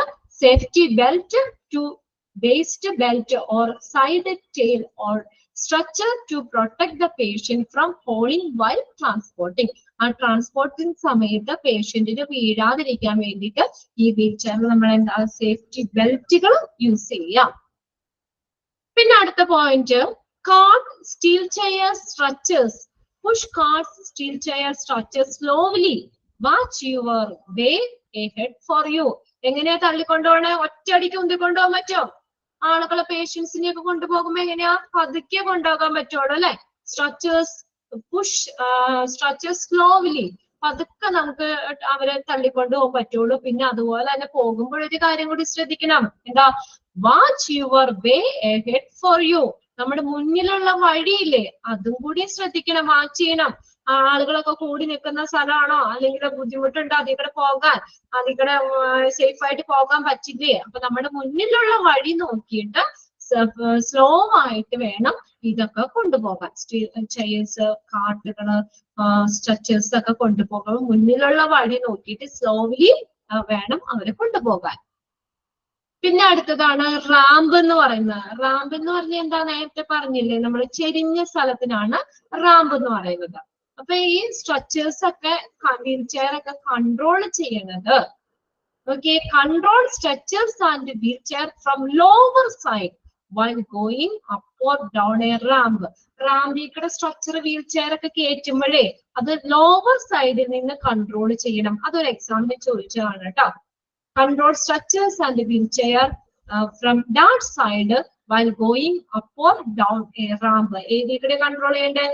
ലോവർ സൈഡിൽ നിന്ന് കൺട്രോൾ. മോളിൽ നിന്ന് വലിച്ചൊന്നും കയറ്റാൻ പാടില്ല, താഴെ നിന്ന് വേണം കൺട്രോൾ ചെയ്യാൻ. നിങ്ങൾ കണ്ടിട്ടുണ്ടോ റാമ്പിൽ കൂടെയൊക്കെ സ്ട്രക്ചറിൽ പേഷ്യൻസിനെ കൊണ്ടുപോകണേ, അല്ലെങ്കിൽ വീൽ ചെയറിലൊക്കെ ഉന്തിക്കൊണ്ടുപോകണ കണ്ടിട്ടുണ്ടോ? ഹോസ്പിറ്റലിലൊക്കെ റാമ്പിൽ കൂടെ പോകാൻ പറ്റുള്ളൂ, സ്റ്റെപ്പിൽ കൂടെ പോകാൻ പറ്റില്ലല്ലോ സ്ട്രക്ചർ വീൽ ചെയർ ഒക്കെ. അപ്പൊ എങ്ങനെ കൺട്രോൾ ചെയ്യണം? എവിടെന്നാ? ലോവർ സൈഡിൽ നിന്ന്. ഓക്കെ, ലോവർ സൈഡിൽ നിന്ന് വേണം കൺട്രോൾ ചെയ്യാൻ. പിന്നെ അടുത്തത് ഒരു കാര്യം സിംഗിങ് ഡോർ ആണ്. സിംഗിങ് ഡോർ എന്ന് പറഞ്ഞാൽ നമ്മള് തന്നെ തുറക്കാൻ പറ്റുന്നില്ലേ? ഇപ്പൊ നമ്മളിപ്പോ ഒരു പേഷ്യന്റിന് വീൽ ചെയറിൽ കൊണ്ടുപോവാണ്. അപ്പൊ എന്താ പറയാ, ഡോറ് തുറക്കാൻ ഒരു കൈ ഉപയോഗിക്കണം, പേഷ്യന്റിനെ പിടിക്കാനായിട്ട് സ്ട്രക്ചറിൽ അല്ലെ വീൽ ചെയറിൽ പിടിക്കണ്ടേ. പേഷ്യന്റിനെ ഒരു കൈ വീൽ ചെയറിൽ ഒരു കൈ കൊണ്ട് പിടിച്ചിട്ട് ഒരു കൈ കൊണ്ട് ഡോറ് തള്ളി തുറന്നു പോകാന്നുള്ള ബുദ്ധിമുട്ടുള്ള കാര്യമല്ലേ. ലോക്ക് ഉണ്ടെങ്കിൽ ലോക്കൊക്കെ തുറന്ന് പേഷ്യന്റ് ഒറ്റ കൈ കൊണ്ട് പിടിക്കണം, ഡോറ് തുറക്കണം, അതൊക്കെ ബുദ്ധിമുട്ടുള്ള കാര്യമാണ്. അപ്പൊ ഇങ്ങനെ ഈ സ്ട്രക്ചർ വീൽ ചെയർ ഒക്കെ പോകുമ്പോഴേ സിംഗിങ് ഡോറിൽ കൂടെ പോകണം. സിംഗിങ് ഡോർ എന്ന് പറഞ്ഞു കഴിഞ്ഞാല് നമ്മളൊന്ന് ടച്ച് ചെയ്യുമ്പോൾ തന്നെ തുറന്നു പോകൂലേ, തന്നെ സൈഡിലേക്ക് തുറന്നു പോക്കോളും വാതില്. അപ്പൊ പിന്നെ നമ്മൾ വേറെ എഫേർട്ട് ഒന്നും കൊടുക്കണ്ട. അതുപോലെ നമ്മളെ പേഷ്യൻസ് ഒക്കെ മൂവ് ചെയ്ത് കഴിയുമ്പോൾ തന്നെ അടഞ്ഞോളും, തന്നെ തുറന്ന് ഇങ്ങനെ നമ്മളൊന്ന് ജസ്റ്റ് ഒന്ന് ഇതാവുമ്പോ രണ്ട് സൈഡിലേക്കും മാറി നമ്മൾ അങ്ങോട്ട് കടന്നു കഴിയുമ്പോൾ തന്നെ അടയില്ല. പിന്നെ പ്രത്യേകിച്ച് നമ്മൾ കൈകൊണ്ട് അടയ്ക്കാൻ നിൽക്കണ്ട, തന്നെ അടയുന്ന തരത്തിലുള്ള വാതിലുകളാണ് സിംഗിങ് ഡോർ എന്ന് പറഞ്ഞത്. അപ്പൊ അതീക്കടെ വേണം കൊണ്ടുപോകാൻ. Take vehicles through a swinging door, never ram through. അടുത്ത നോക്കിയേ, എലിവേറ്റർ. പിന്നെ ഒരു കാര്യമാണ് എലിവേറ്റർ. എലിവേറ്റർ എന്ന് പറഞ്ഞാൽ ലിഫ്റ്റ് ആണ്. എലിവേറ്റർ എന്താ? ലിഫ്റ്റ്. ലിഫ്റ്റിന് പറയുന്നതാണ് എലിവേറ്റർ എന്ന് പറഞ്ഞത്. അപ്പൊ നമ്മള് before entering or leaving the elevator with a wheel chair or structure make sure that the floor is at level. നിങ്ങൾ കണ്ടിട്ടുണ്ടോ ഈ ലിഫ്റ്റിലേക്കൊക്കെ സ്ട്രക്ചറിലെ പേഷ്യൻസിന് കയറ്റുന്നേ? ആദ്യം എന്താ ചെയ്യണ്ടേ? അത് രണ്ടും ലെവലാണോ എന്ന് ഉറപ്പുവരുത്തണം. ഫ്ലോറിലെ ലെവലില് ഉറപ്പുവരുത്തിയതിനു ശേഷമാണ് നമുക്ക് ആ ലിഫ്റ്റിലേക്ക് പേഷ്യൻസിന് തള്ളി കയറ്റാൻ പറ്റുള്ളൂ, അല്ലെ? അല്ലെങ്കിൽ മുകളിൽ പൊങ്ങി താഴൊക്കെ ഇരുന്ന് കഴിഞ്ഞാൽ കയറ്റാൻ പറ്റില്ല. അപ്പൊ ആദ്യം എന്ത് ചെയ്യണം? Make sure that the floor is at level. Level ആണെന്നുള്ളത് ഉറപ്പുവരുത്തണം. The wheelchair is always back first. ഇവിടെ ശ്രദ്ധിക്കാം കേട്ടോ, ഇതൊന്ന് നോക്കണം.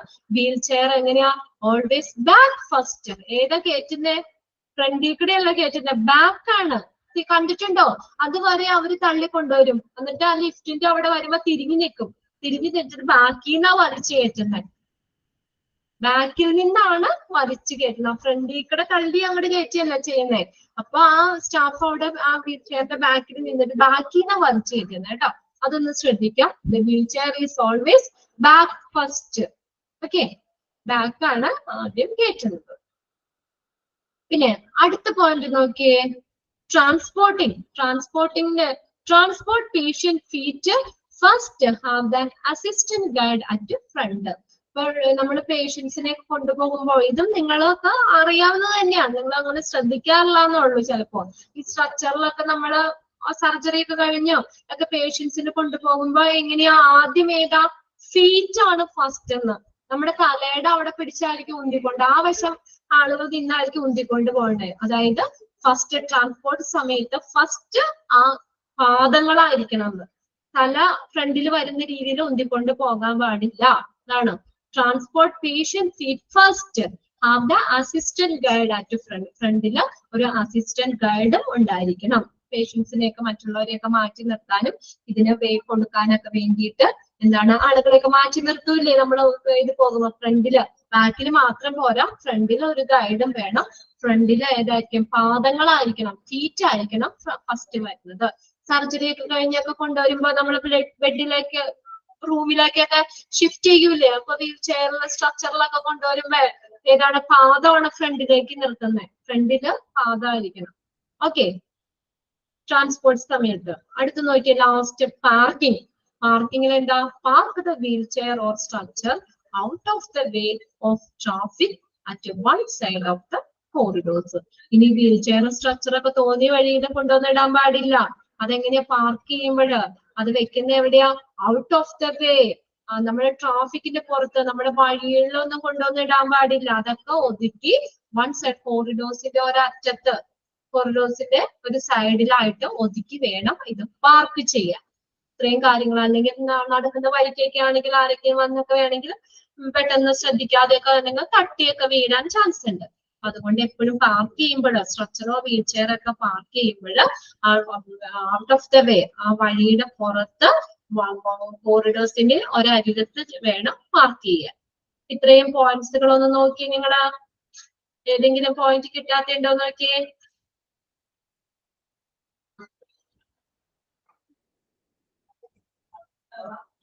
ഏതെങ്കിലും പോയിന്റ്സ് നിങ്ങൾക്ക് ക്ലിയർ ആവാത്തുണ്ടോ, മനസ്സിലാവാത്തുണ്ടോ നോക്കി.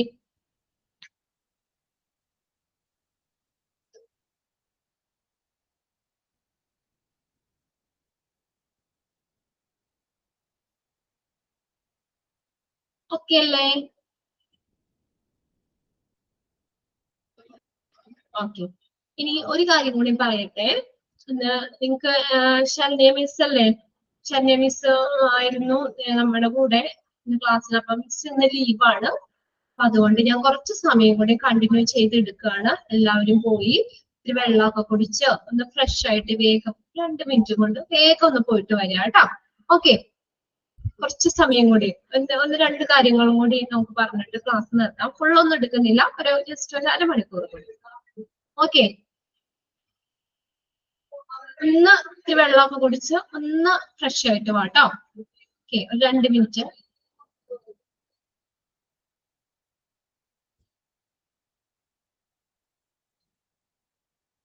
ഇന്ന് നിങ്ങക്ക് ഫസ്റ്റ് അവർ ആരായിരുന്നു? ശരണ്യ മിസ് അല്ലേ? ടൈം ടേബിൾ മറന്നുപോയോ നിങ്ങള്? വെനസ്ഡേ അല്ല ഇന്ന്? ആ, ഓ മറന്നുപോയതാ. 3-4 ദിവസമായില്ലേ അല്ലേ ക്ലാസ്സിൽ കയറിയിട്ട്? ഒരു ഓർഡർ ആവണം അല്ലെ നമുക്ക്? ഓക്കെ, കുറച്ചു നേരം കൂടി. മൺഡേ ആണെന്നാ വിചാരിച്ചിരുന്നു. ഓക്കെ, കുഴപ്പമില്ല കേട്ടോ. പോയി ഒന്ന് വേഗം ഇത്തിരി വെള്ളമൊക്കെ കുടിച്ച് ഒന്ന് ഫ്രഷ് ആയിട്ട് വന്നേ. കുറച്ചു നേരം കൂടി ഇരിക്കാം കേട്ടോ. ബോറടിക്കണ്ടോ? ബോറടിക്കാന്ന് പറഞ്ഞ ഇപ്പൊ തന്നെ ഞാൻ നിർത്തും ക്ലാസ് കേട്ടോ. ബോറടിക്കണ്ടോ? നോ. ഓക്കെ, വേഗം വെള്ളം കുടിച്ചൊന്ന് ഫ്രഷ് ആയിട്ട് വാ.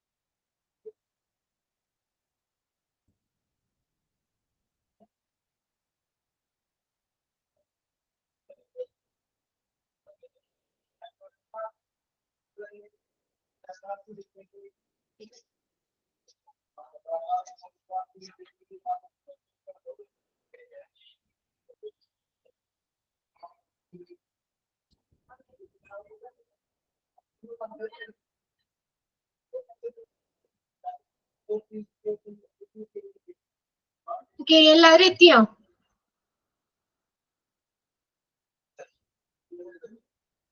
ഇരുന്നോടത്തുനിന്നൊക്കെ എല്ലാവരും ഒന്ന് എണീറ്റില്ലേ? ഓക്കെ, ഒന്ന് 2 കാര്യങ്ങളും കൂടി ഉള്ളു. സിമ്പിൾ ആയിട്ടുള്ള കാര്യമാണ്. നിങ്ങൾ വീണിട്ടുണ്ടോ? തട്ടിയൊക്കെ വീഴാറുണ്ടോ? തെന്നി വീഴാറുണ്ടോ? തെന്നി വീണിട്ടുണ്ടോ?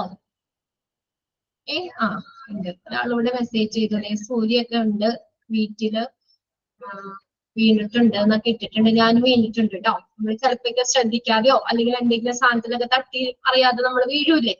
ഇപ്പൊ ഇവിടെ നോക്കിയേ, ഇനി നമ്മൾ അങ്ങനെ വീഴാതെയൊക്കെ ഇരിക്കാനായിട്ട് എന്തൊക്കെ സേഫ്റ്റി മെഷേഴ്സ് ആണ് നമ്മൾ ചെയ്യേണ്ടത്? Okay, safety trip and fall. നമ്മൾ ഫോൾ ആവാതെ വീഴാതെ ട്രിപ്പ് ആവാതെ ഒക്കെ ഇരിക്കാൻ എന്തൊക്കെ സേഫ്റ്റി മെഷേഴ്സ് എടുക്കാൻ പറ്റും? ഫസ്റ്റ് നോക്കിയേ, gather up the little things on the floor like banana peeling. പഴത്തിന്റെ തൊലി, ചിലര് പഴമൊക്കെ കഴിച്ചിട്ട് വെറുതെ വലിച്ചെറിഞ്ഞിടും അവിടെ ഇവിടെയൊക്കെ അല്ലെ. പിള്ളേരൊക്കെ ഉണ്ടെങ്കിൽ ചിലപ്പോ അവര് ശ്രദ്ധിക്കൂല, വെറുതെ പഴമൊക്കെ കഴിച്ച് തൊണ്ടൊക്കെ വലിച്ചെറിയും. ഫ്ലവർ പെറ്റൽസ്, പൂവിന്റെ ഇതളുകളൊക്കെ, പെറ്റൽസ്, പെൻസിൽ, പെൻസിലുകളൊക്കെ എഴുതിയിട്ടൊക്കെ കുഞ്ഞു കുഞ്ഞു പെൻസിലൊക്കെ വേണമെങ്കിൽ അവരൊക്കെ വലിച്ചെറിഞ്ഞിടും. നമ്മളത് ശ്രദ്ധിച്ചില്ലെങ്കിൽ ചിലപ്പോ അതിലൊക്കെ റൂള് ഇങ്ങനെ റൗണ്ട് ആയിട്ടിരിക്കുന്ന സാധനമല്ലേ, അപ്പൊ അതിനകത്തൊക്കെ നമ്മൾ കയറി ചവിട്ടി കഴിഞ്ഞാൽ നമുക്ക് വീഴാൻ പറ്റും. ബ്രോക്കൺ ഗ്ലാസസ്, പൊട്ടിയ ഗ്ലാസുകൾ, ഇതിലൊക്കെ നമ്മൾ തട്ടിയൊക്കെ വീഴാനുള്ള ചാൻസുകളൊക്കെ ഉണ്ട്. അപ്പൊ അതുകൊണ്ട് എന്ത് ചെയ്യണം, അതൊക്കെ ശ്രദ്ധിച്ച് അതൊക്കെ മാറ്റി നമ്മള് അതൊക്കെ ശ്രദ്ധിക്കുക എന്നുള്ളത്. Okay, gather up the little things on floor like a banana peelings, flower petals, pencils, broken glass, etc. അതൊക്കെ മാറ്റി ഫ്ലോർ ഒക്കെ നല്ല സേഫ് ആക്കി വെക്കുക. അടുത്ത നോക്കിയേ, clean liquid spill instantly, block of the area until it is cleaned. അടുത്ത നോക്കിയേ, എന്തെങ്കിലും സ്പില്ല് ഇങ്ങനെ ഓയിലോ അല്ലെങ്കിൽ എണ്ണയോ എന്തെങ്കിലും ഒക്കെ നമ്മുടെ ഫ്ലോറിൽ വീണ് കഴിഞ്ഞാൽ നമ്മൾ ശ്രദ്ധിക്കാതെ കയറി ചവിട്ടി കഴിഞ്ഞാൽ തെന്നി വീഴുമല്ലേ, എണ്ണയിലോ ഓയിലൊക്കെ കയറി ചവിട്ടി കഴിഞ്ഞാല്. അപ്പൊ അങ്ങനെ എന്തെങ്കിലും സംഭവിച്ചിട്ടുണ്ടെങ്കിൽ ആ ഏരിയ ക്ലീൻ ആക്കുന്നത് വരെയും ബ്ലോക്ക് ചെയ്ത് വെക്കണം. അപ്പൊ അവിടേക്ക് ഒരു പ്രവേശനം പാടില്ല എന്ന് പറഞ്ഞുകൊണ്ട് ആ ഒരു അത്രയും ഏരിയ ക്ലോസ് ചെയ്ത് വെക്കണം. അപ്പൊ നമുക്ക് അവിടെ തട്ടി വീഴുന്ന അപകടം ഒഴിവാക്കാമല്ലോ അല്ലെ. സെക്കൻഡ് പോയിന്റ് പറഞ്ഞേക്കുന്നത് ക്ലീൻ ലിക്വിഡ് സ്പിൽ ഇൻസ്റ്റന്റ്ലി, പെട്ടെന്ന് തന്നെ block of the area until it is cleaned, clean ആക്കുന്നത് വരെ ആ അത്രയും ഏരിയ ബ്ലോക്ക് ചെയ്ത് വെക്കണം. അപ്പൊ അത് നമുക്ക് അതിങ്ങനെ തട്ടി വീഴാതിരിക്കാനുള്ള ഒരു സേഫ്റ്റി മെഷേഴ്സ് ആണ്. നെക്സ്റ്റ് നോക്കിയേ, keep drawers and cabinet doors closed, especially doors of wall overhead mounted cabinet. നോക്കിയേ, ഡ്രോയേഴ്സ്, ചിലരൊക്കെ ഡ്രോയർ, ഈ ടേബിളിന്റെ ഡ്രോയർ ഒക്കെ തുറന്നിട്ട് അത് അടയ്ക്കൂല, ചിലപ്പോ വേണമെങ്കിൽ തുറന്നിടാം. അപ്പൊ നമ്മൾ അറിയാതെയൊക്കെ ചിലപ്പോ അവിടെയൊക്കെ തട്ടി നമുക്ക് വീഴാൻ ചാൻസ് ഉണ്ട്. അല്ലെങ്കിൽ cabinet doors, especially on the doors of the wall overhead mounted cabinets, നമ്മുടെ തലയുടെ മുകളിൽ ബെർത്തിന്റെ അവിടെയൊക്കെ ഇങ്ങനെയുള്ള ക്യാബിനറ്റ്സോ ഡ്രോയേഴ്സ് ഒക്കെ ഉണ്ടെങ്കിൽ ചിലര് അടുക്കളയിലൊക്കെ കുറെ ഇതൊക്കെ ഉണ്ടാവുക അല്ലേ, നമ്മൾ ഓരോ പാത്രങ്ങളൊക്കെ വെക്കാൻ ഓരോ ഡ്രോയേഴ്സ് ക്യാബിനറ്റ്സ് ഒക്കെ ഉണ്ടാവും. അപ്പൊ അങ്ങനെയുള്ളതൊക്കെ നമ്മൾ തുറന്നിടുകയാണെങ്കിൽ നമുക്ക് അറിയാതെ നമ്മള് തലയൊക്കെ മുട്ടാനുള്ള ചാൻസ് ഉണ്ട്. അപ്പൊ അതൊക്കെ നമ്മൾ തുറന്നു കഴിഞ്ഞാൽ എന്ത് ചെയ്യുക, നമ്മൾ അത് അപ്പൊ തന്നെ അത് ക്ലോസ് ചെയ്ത് വെക്കുക, അടച്ചു വെക്കുക. ഓക്കെ, അതൊക്കെ നമ്മൾ എന്ത് ചെയ്യണം, അടച്ചു വെക്കണം എന്നാ പറഞ്ഞേക്കുന്നത്. Keep drawers and the cabinet doors closed, especially the doors of wall overhead mounted cabinets. നമ്മുടെ തലയ്ക്ക് മുകളിലുള്ളത് ആ ക്യാബിനറ്റ്സ് ഒക്കെ ഉണ്ടെങ്കിൽ തുറന്നിട്ടുണ്ടെങ്കിൽ അതൊക്കെ എന്ത് ചെയ്യുക, ക്യാബിനറ്റ്സ് ഡോർസ് ഒക്കെ ക്ലോസ് ചെയ്ത് വെക്കുക, അടച്ചു വെക്കുക. നെക്സ്റ്റ് പോയിന്റ് നോക്കിയ ഫോർത്ത് പോയിന്റ് എന്താ, beware of electric cords. Electric cord എന്ന് വെച്ചാൽ എന്താ, വയറുകള്. ഇലക്ട്രിക് കോഡ് എന്ന് പറഞ്ഞാൽ വയറുകളാണ്. അപ്പൊ അങ്ങനെ നമ്മളുള്ള ഇലക്ട്രിക് വയറുകളൊക്കെ ചിലപ്പോ വയറിംഗ് ഒക്കെ കഴിഞ്ഞ് കഴിഞ്ഞാൽ കിടക്കുന്ന ബാലൻസ് കിടക്കുന്ന വയറുകളോ അങ്ങനെയുള്ള സാധനങ്ങളൊക്കെ ഉണ്ടെങ്കിൽ അത് നമ്മൾ തട്ടി വീഴാൻ ചാൻസ് ഉണ്ട്. അപ്പൊ അതിൽ നിന്ന് എന്ത് ചെയ്യണം, യു മേ ഈസിലി ട്രിപ്പ്. അപ്പൊ അങ്ങനെയുള്ള ഇലക്ട്രിക് കോഡുകളില് വയറുകളിലൊക്കെ തട്ടി നമ്മൾ ട്രിപ്പ് ആവാനുള്ള ചാൻസ് ഉണ്ട്. Place them out of the വേ. അത് എവിടെ വെക്കുന്ന പറഞ്ഞേക്കുന്നേ, നമ്മൾ ഔട്ട് ഓഫ് ദ വേ, നമ്മൾ നടക്കുന്ന വഴിയുടെ പുറത്ത് വെക്കുക, അല്ലെങ്കിൽ അത് മാറ്റി ഒതുക്കി വെക്കുക. അപ്പൊ ഇതിനകത്ത് കോഡില് തട്ടി വീഴാതിരിക്കാനായിട്ട് നമ്മൾ അതൊക്കെ ഒതുക്കി എടുത്ത് വെക്കുക. നിങ്ങൾ അങ്ങനെയൊക്കെ ചെയ്യാറില്ലേ? നമ്മൾ അടിച്ചു വരുമ്പോഴൊക്കെ എല്ലാരും അടക്കി ഒതുക്കിയൊക്കെ വെക്കൂലേ, വലിച്ചു വാരി കിടക്കുന്ന സാധനങ്ങളൊക്കെ വീഴാതെയൊക്കെ ഇരിക്കാൻ വേണ്ടിയിട്ട് ഇല്ലേ? വീട്ടിലൊക്കെ അടിച്ചു വരുമ്പോ ഇങ്ങനെ അലക്ഷ്യമായി കിടക്കുന്ന സാധനങ്ങളൊക്കെ, വലിച്ചു വാരി കിടക്കുന്ന സാധനങ്ങളൊക്കെ എല്ലാം ഒതുക്കി പറക്കിയിട്ട് എടുത്തു വെക്കൂലേ? പിള്ളേരൊക്കെ സ്കൂളിൽ രാവിലെ തിരക്ക് പിടിച്ച് സ്കൂളിലൊക്കെ പോയി കഴിഞ്ഞിട്ട് ഒരു അടിച്ചു വരുന്നുണ്ടല്ലേ, അപ്പൊയൊക്കെ അവരെ ബുക്കോ പുസ്തകമോ ഈ പെൻസിലോ അതൊക്കെ കളിപ്പാട്ടങ്ങളൊക്കെ ചിലപ്പോൾ നിരത്തി തൂകിയൊക്കെ ആയിട്ട് ഇരിക്കുന്നത്. അവര് പോയി കഴിഞ്ഞതിന് ശേഷം എല്ലാം അടിച്ചു വാരി കറക്റ്റ് ആക്കി വെക്കൂലേ നമ്മളാ, അതുപോലെ തന്നെ. ഓക്കെ, എന്ത് ചെയ്യണം, ഇങ്ങനെയുള്ള ഇലക്ട്രിക് കോഡ്സുകളൊക്കെ ആ വഴിയുടെ പുറത്ത് നമ്മൾ എടുത്ത് വെക്കുക. പിന്നെ അടുത്ത് നോക്കിയേ, do not use fingers to collect broken glasses. അതൊരു പ്രത്യേകത. നമ്മുടെ ഗ്ലാസ് ഒക്കെ വീണ് പൊട്ടിക്കഴിഞ്ഞു കഴിഞ്ഞാൽ അത് പറക്കാൻ വേണ്ടിയിട്ട് നമ്മൾ ഫിംഗേഴ്സ് ഉപയോഗിക്കരുത്, നമ്മുടെ കൈ കൊണ്ട് പറക്കരുതെന്ന്. എന്തുപയോഗിക്കണം പകരം? Use a brush or pan instead. പാനോ ബ്രഷോ ഒക്കെ ഉപയോഗിച്ചിട്ട് വേണം നമ്മൾ അത് കളക്ട് ചെയ്യാനായിട്ട്.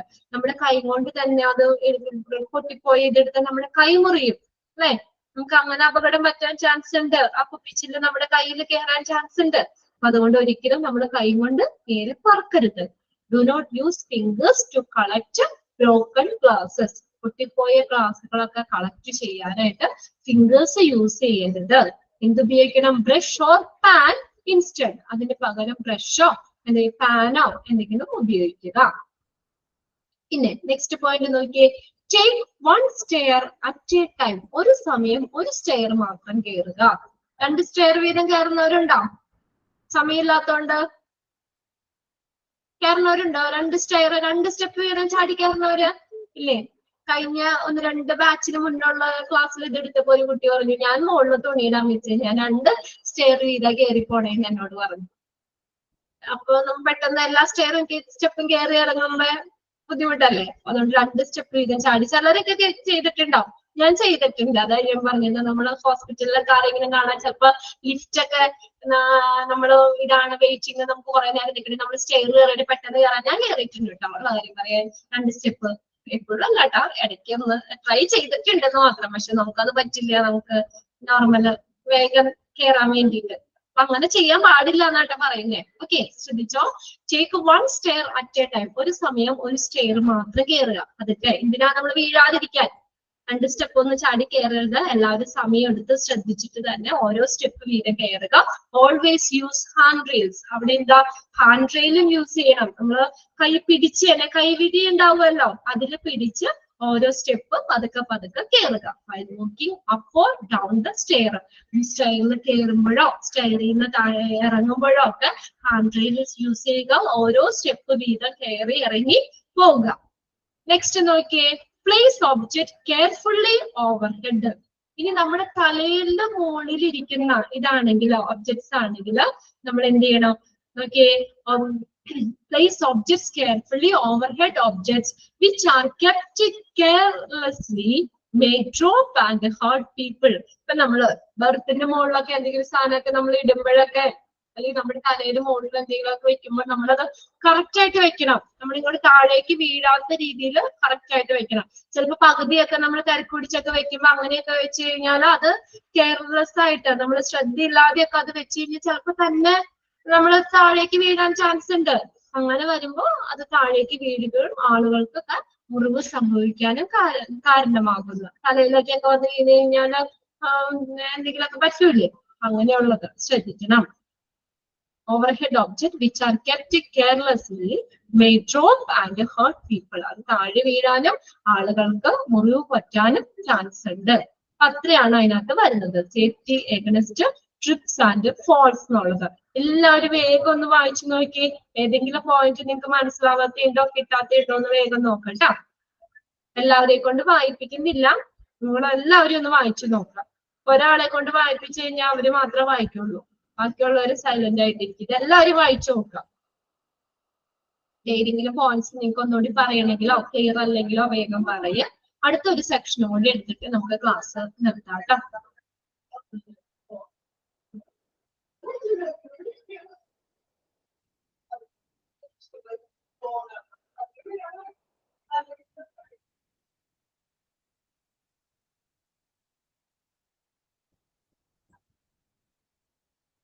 ആർക്കെങ്കിലും ഡൗട്ട് ഉണ്ടോ എന്ന് നോക്കാം.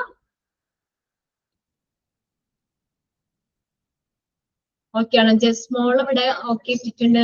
നിവിയ, രമ്യ, സൂര്യ, അഖില, ചിന്നു, ആർക്കെങ്കിലും ഒക്കെ സംശയം ഉണ്ടോ? ശാന്തി, ജസ്റ്റിൻ ഓക്കെ ആണ് അല്ലെ? ഓക്കെ, ഇതൊക്കെ അറിയാവുന്നതാണ്. ഇനി ഒരു കാര്യം കൂടെയും വരുന്നത്. ഇനി ആർക്കെങ്കിലും ഏതെങ്കിലും ഡൗട്ട് ഉണ്ടെങ്കിൽ ഒന്ന് മെസ്സേജ് ചെയ്യട്ടോ. ക്ലിയർ ആണെങ്കിൽ നമുക്ക് ഒരു സെക്ഷനും കൂടി എടുക്കാം. ഓക്കെ, ഇനി വരുന്നത് safety in electric goods. Electric സാധനങ്ങളൊക്കെ കൈകാര്യം ചെയ്യാറുണ്ടോ? സ്വന്തം ഇലക്ട്രീഷ്യനൊക്കെ ആവാറുണ്ട് ആരെങ്കിലും ഒക്കെ? എന്തെങ്കിലുമൊക്കെ ഡാമേജ് വന്നാൽ സ്വന്തമായിട്ട് നന്നാക്കുകയൊക്കെ ഉണ്ടോ? നമ്മൾ മറ്റുള്ള കാര്യങ്ങളിൽ കളിച്ചാലും നമ്മൾ ഇലക്ട്രിസിറ്റി ആയിട്ട് നമ്മൾ കളിക്കാൻ നിൽക്കരുത് അല്ലെ? അത് ഭയങ്കര ഡേഞ്ചറാണ്, അത് വളരെ അപകടമാണ്. നമുക്ക് ഷോക്ക് അടിക്കാൻ ചാൻസ് ഉണ്ട്. അതോടെ എന്തെങ്കിലും നമ്മുടെ വീടുകളിലാണെങ്കിലും ഇങ്ങനെയുള്ള ഇലക്ട്രിക് പരമായിട്ടുള്ള ഇൻസ്ട്രുമെന്റ്സ് കാര്യങ്ങളൊക്കെ ഉണ്ടെങ്കിൽ ഒരു സ്വിച്ച് ആണെങ്കിൽ പോലും നമ്മൾ അത് തന്നെ റിപ്പയർ ചെയ്ത് വെക്കാൻ നിൽക്കരുത്. നിങ്ങൾക്ക് അറിയില്ലെങ്കിൽ ഓക്കെയാണ്, അല്ലെങ്കിൽ നമ്മൾ അതിന് മെനപണിയാൻ നിൽക്കരുത്. ഉടനെ തന്നെ ഇലക്ട്രീഷ്യനെ വിളിച്ച് അത് വേഗം തന്നെ മാറ്റുക. ഇതൊക്കെ തന്നെയാണ് ഇവിടെ വരുന്നത് safety in electric goods. Electric ഉപകരണങ്ങളിൽ നമ്മൾ അത് കൈകാര്യം ചെയ്യുമ്പോൾ അതിൽ നിന്നൊക്കെ നമുക്ക് അപകടം പറ്റാതെ എന്തൊക്കെ സേഫ്റ്റി മെഷേഴ്സ് നമുക്ക് എടുക്കാൻ പറ്റും, അതാണ് അടുത്തത് തന്നേക്കുന്നത്. നോക്കിയേ, safety in electric goods. First point, prevent wetness. Wetness എന്ന് പറഞ്ഞാൽ എന്താ? വെറ്റ് പ്രിവെന്റ് ചെയ്യുക എന്നാ പറഞ്ഞേക്കും. വെറ്റ്നെസ് പ്രിവെന്റ് ചെയ്യുക. വെറ്റ്നെസ് എന്ന് പറഞ്ഞാൽ എന്താ? ഈർപ്പം.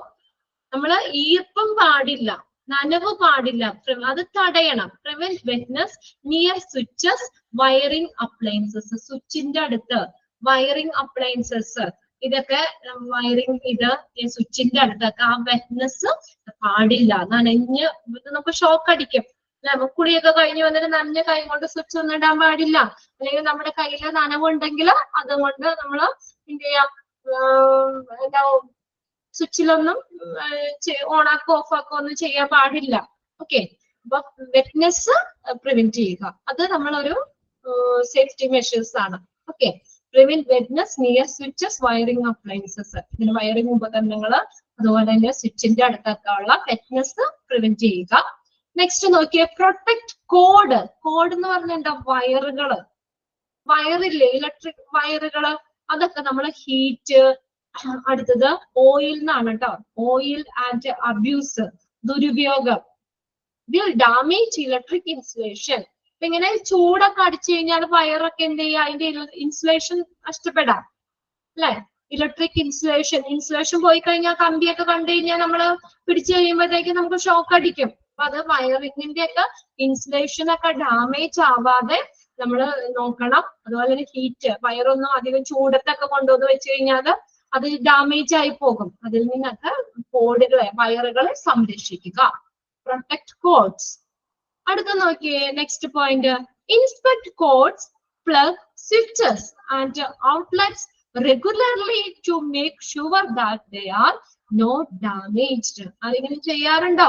ഇലക്ട്രിക് കോഡുകള്, കോഡ് വയറുകള്, പ്ലഗുകള്, സ്വിച്ചുകള് ആൻഡ് ഔട്ട്ലെറ്റ് ഇതൊക്കെ റെഗുലർ ആയിട്ട് നമ്മളൊന്ന് ചെക്ക് ചെയ്യണം. എന്തെങ്കിലും ഡാമേജ് ഉണ്ടോ എന്നുള്ളതൊക്കെ ചെക്ക് ചെയ്യണം. വല്ല എർത്തോ കാര്യങ്ങളോ ഒക്കെ ഉണ്ടെങ്കിൽ വേഗം തന്നെ നമ്മളത് മാറ്റണം. സ്വിച്ച് ഒക്കെ ആണെങ്കിലും കുറച്ച് നാളൊക്കെ കഴിയുമ്പോഴത്തേക്കും ചിലപ്പോൾ ചെറിയ ഷോക്ക് വരാം, അല്ലെങ്കിൽ എവിടെയെങ്കിലും ഏതെങ്കിലും ഭാഗം പൊട്ടിപ്പോകും. അങ്ങനെയൊക്കെ ഉണ്ടെങ്കിലൊക്കെ എന്ത് ചെയ്യണം?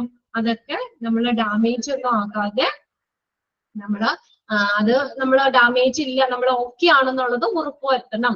അതിനു വേണ്ടിയിട്ട് ഇതൊക്കെ ഇൻസ്പെക്ട് ചെയ്യണം, പരിശോധിക്കണം. Inspect cord, plug, switches and outlet regularly, പതിവായിട്ട്, to make sure that they are not damage. അതൊന്നും ഡാമേജ് ഇല്ല, എല്ലാം ഓക്കെ ആണെന്നുള്ളതൊക്കെ നോക്കണം, ഇൻസ്പെക്ട് ചെയ്യണം. നെക്സ്റ്റ് ഫോർത്ത് പോയിന്റ് പറഞ്ഞേക്കുന്നത്, റിപ്പോർട്ട് ഇലക്ട്രിക് ഫോൾട്ട് ഇൻസ്റ്റന്റ്ലി. ഇനി എന്തെങ്കിലും ഇലക്ട്രിക് ഫോൾട്ട് ഉണ്ടെങ്കിൽ ഇൻസ്റ്റന്റ് ആയിട്ട് ഉടനെ തന്നെ, ഇന്ന് എന്തെങ്കിലും പറ്റിക്കഴിഞ്ഞാൽ നാളെ അല്ല, ഇന്ന് തന്നെ എന്ത് ചെയ്യണം? റിപ്പോർട്ട് ചെയ്യണം. A small shock, over heating, sparkling or noise is an urgent warning. എങ്ങനെയാ നമ്മൾ അറിയുന്നത് എന്തെങ്കിലും ഫോൾട്ട് ഉണ്ടോന്ന്? ഇലക്ട്രിക് ഫോൾട്ട് വന്നു കഴിഞ്ഞാൽ എങ്ങനെയാ? ഷോക്ക് ഉണ്ടാവും അല്ലെ? ചിലപ്പോ നമ്മൾ സ്വിച്ച് പിടിക്കുമ്പോൾ നമ്മൾ പതുക്കെ നേരത്തെ പോലെ ഷോക്ക് അടിക്കാം. അല്ലെങ്കിൽ ഓവർ ഹീറ്റിംഗ്, അമിതമായിട്ട് ചൂടാവുകയാണെങ്കിൽ അതെന്താ? ഒരു ഫോൾട്ടാന്ന് പറയാം. അതിനെന്തെങ്കിലും കംപ്ലൈന്റ് ഉണ്ടാവും, സ്വിച്ചിന് കംപ്ലൈന്റ് ഉണ്ട്, പെട്ടെന്ന് ഹീറ്റ് ചെയ്യാൻ, അമിതമായിട്ട് ഹീറ്റ് ചെയ്യുകയാണെങ്കിൽ. അല്ലെങ്കിൽ സ്പാർക്കിംഗ്, ചിലപ്പോ ചിലതിലൊക്കെ നമ്മുടെ സ്പാർക്ക് വരൂലേ, അതൊക്കെ ഒരു വാർണിംഗ് ആണ് ശരിക്കും നമുക്ക്. അല്ലെങ്കിൽ ഓർ നോയിസ്, ചിലതിൽ ഇങ്ങനെ നോയിസ്, പൊട്ടണയൊക്കെ ഒരു ശബ്ദം കേൾക്കൂലേ, നോയിസ് ഉണ്ടാവാം. ഇതൊക്കെ നമുക്ക് ഒരു അർജന്റ് ആയിട്ടുള്ള വാർണിംഗ് ആണ്, അത് കംപ്ലൈന്റ് ആണെന്നുള്ളത്, അല്ലെങ്കിൽ അത് കേടാണെന്നുണ്ട്, ഫോൾട്ട് ഉണ്ടെന്നുള്ളത്. അപ്പൊ അത് അങ്ങനെയൊക്കെ കണ്ടു കഴിഞ്ഞാൽ ഉടനെ തന്നെ എന്ത് ചെയ്യണം? റിപ്പോർട്ട് ചെയ്യണം. Okay, report electric fault instantly. A small shock, overheating, sparkling or noise is an urgent warning. ഇതെല്ലാം നമുക്ക് തരുന്ന ഒരു മുന്നറിയിപ്പാണ്. അപ്പൊ അങ്ങനെ എന്തെങ്കിലുമൊക്കെ ഉണ്ടെങ്കിൽ നമ്മൾ ഉടനടി തന്നെ റിപ്പോർട്ട് ചെയ്യുക. Next point, do not use an electric outlet when the plug do not fit accurately. Get the outlets changed. ഇനി നോക്കി നമ്മൾ കുത്തുന്ന പ്ലഗ് ഇല്ലേ, അത് കറക്റ്റ് അല്ലെങ്കിൽ ഫിറ്റ് അല്ലെങ്കിൽ ലൂസ് ആണെങ്കിലോ ഭയങ്കര ടൈറ്റ് ഒക്കെ ആണെങ്കിലോ എന്ത് ചെയ്യണം, അത് നമ്മൾ അത് ഔട്ട്ലെറ്റ് അത് ഉപയോഗിക്കാൻ പാടില്ല, അത് ചേഞ്ച് ചെയ്യണം, പുതിയത് മാറ്റണം, അതിന് ആപ്റ്റ് ആയിട്ടുള്ള ഔട്ട്ലെറ്റ് യൂസ് ചെയ്യണം. Do not use an electric outlet when the plugs do not fit accurately. പ്ലഗിന് കറക്റ്റ് കുത്തുമ്പോ ചിലത് ലൂസ് ഒക്കെ ആവാം, അപ്പൊ അതൊക്കെ നമുക്ക് അപകടം വരാം. അപ്പൊ അത് കറക്റ്റ് ആയിട്ട് നമ്മൾ എന്ത് ചെയ്യണം, കറക്റ്റ് ആക്കി ചേഞ്ച് ചെയ്യുക, ഔട്ട്ലെറ്റ് അവിടെ ചേഞ്ച് ചെയ്ത് വെക്കുക. Next, when connecting and disconnecting equipments, turn the on off switches to off position. ചിലര് ശ്രദ്ധിക്കാറില്ല, ഇപ്പോഴും ശ്രദ്ധിക്കില്ല, മൊബൈല് ചാർജ് ചെയ്യാൻ കുത്തിയിട്ടിട്ട് ചുമ്മാ വേഗം ഫോൺ വരുമ്പോഴോ കൈക്ക് പിടിച്ച് മൊബൈൽ എടുത്തോണ്ടോ സ്വിച്ച് ഓഫ് ചെയ്യാറില്ല, പലരും ചെയ്യാറുണ്ട് ഇല്ലേ. അപ്പൊ നമ്മൾ എപ്പോഴും എന്തെങ്കിലും ഒരു എക്യുപ്മെന്റ്സ്, ഇപ്പൊ മൊബൈലാണെങ്കിലും വേറെ ഏത് ഇതാണെങ്കിലും മിക്സി ആണെങ്കിലും എന്ത് സാധനം ആണെങ്കിലും നമ്മൾ ഇത് കുത്തുമ്പോൾ അതിലെ നമ്മളതിന്റെ പ്ലഗ് അതിന്റെ സ്വിച്ച് ഓഫ് പൊസിഷനിലായിരിക്കുന്നത്. ഓൺ പൊസിഷനിൽ വെച്ചുകൊണ്ട് അത് കണക്ട് ചെയ്യാനോ അല്ലെങ്കിൽ അതിൽ നിന്ന് ഡിസ്കണക്ട് ചെയ്യാനോ പാടില്ല. ആരെങ്കിലും അത് അങ്ങനെ ചെയ്യാറുണ്ടോ, ശ്രദ്ധിക്കാറുണ്ടോ? വീട്ടില് ചിലപ്പോ പിള്ളേരൊക്കെ ഫോൺ ചാർജർ എടുത്തോണ്ട് മിക്കവാറും അതെ അങ്ങനെ ചെയ്യാറുണ്ട്. പിള്ളേരുകളൊന്നും അത്ര ശ്രദ്ധിക്കില്ല, അവര് ആ ഫോൺ അങ്ങോട്ട് വേഗം വലിച്ചുകൊണ്ടോ, പ്ലഗ് ചിലപ്പോ ഓൺ ആയിരിക്കും, അത് ശ്രദ്ധിക്കണം കേട്ടോ, എല്ലാവരും ശ്രദ്ധിക്കുക. അപ്പൊ എന്ത് സാധനമാണെങ്കിലും നമ്മൾ അത് കണക്ട് ചെയ്യുമ്പോഴും ഡിസ്കണക്ട് ചെയ്യുമ്പോഴും എന്ത് ചെയ്യണം, സ്വിച്ച് ഓഫ് പൊസിഷനിലാക്കണം. ചിലപ്പോ നേരെ കുത്തും, അപ്പൊ ചിലപ്പോ മിക്സിയൊക്കെ ചിലപ്പോ ഓഫ് ചെയ്തില്ലെങ്കിലോ ചിലപ്പോ പെട്ടെന്ന് നമ്മൾ കുത്തുമ്പോ തന്നെ കിടന്ന് കറങ്ങും. അതുകൊണ്ട് ഓഫ് ആക്കിയതിനു ശേഷം മാത്രമേ പ്ലഗ് കുത്താനും അതിൽ നിന്ന് ഊരാനും പാടുള്ളൂ, അത് ശ്രദ്ധിച്ച് നോക്കാം. അടുത്തത് സെക്കൻഡ് ലാസ്റ്റ് പോയിന്റ് ആണ്, make sure that the equipment is properly grounded.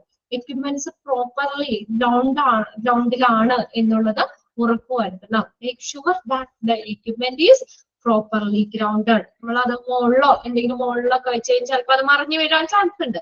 എന്താ ഇതാണെങ്കിലും ഗ്രൗണ്ടിലാണ്, തറനിരപ്പിലാണെന്നുള്ളത് ഉറപ്പുവരുത്തണം. 3 wire ground plugs are a good protection. ഏത് പ്ലഗ് ആണ് നല്ലത്? 3 wire ground plugs. 2 വയറിനേക്കാളും 3 pin പ്ലഗുകളാണ് കുറച്ചുകൂടി പ്രൊട്ടക്ഷന് വേണ്ടി നല്ല പ്രൊട്ടക്ഷൻ കിട്ടുന്നത്. 3 wire ground plugs are good protection. Keep wires, lamp free from contact with the curtain, furniture, packing materials. ഇപ്പൊ വയറുകള്, lamp, ഇതൊക്കെ സാധനങ്ങളൊക്കെ നമ്മൾ കർട്ടനും ഒക്കെ ആയിട്ട് നേരെ കോണ്ടാക്ട് വരുത്താത്ത രീതിയിൽ ഫർണിച്ചർ, കർട്ടൻ ഇതൊക്കെ ആയിട്ട് പാക്കിംഗ് മെറ്റീരിയൽ ഒക്കെ ആയിട്ട് കോണ്ടാക്ട് വരുത്താത്ത രീതിയിൽ കീപ്പ് ചെയ്യണം. കർട്ടനിലേക്കൊക്കെ വേണമെങ്കിൽ എന്തെങ്കിലും സ്പാർക്ക് ഒക്കെ വന്നു കഴിഞ്ഞാൽ തീ പിടിക്കാനൊക്കെ ചാൻസ് ഉണ്ട്, അതിൽ നിന്നൊക്കെ ഫ്രീ ആക്കി വെക്കുക. പിന്നെ ലാസ്റ്റ് പോയിന്റ് പറഞ്ഞേക്കുന്നത് okay, do not use any portable electrical equipment. Portable എന്ന് പറഞ്ഞു കഴിഞ്ഞാൽ നമ്മൾ കയ്യിൽ കൊണ്ട് നടക്കാൻ പറ്റുന്നത്, അതാണ് പോർട്ടബിൾ. പോർട്ടബിൾ എക്യുപ്മെന്റ്സ് നമ്മൾ കയ്യിൽ നമ്മുടെ സൗകര്യത്തിനൊക്കെ വേണ്ടിയിട്ട് ഇപ്പൊ നമ്മൾ കയ്യിൽ ഇപ്പൊ ലാപ്ടോപ്പ് നമുക്ക് കയ്യിൽ കൊണ്ട് നടക്കാം അല്ലെ.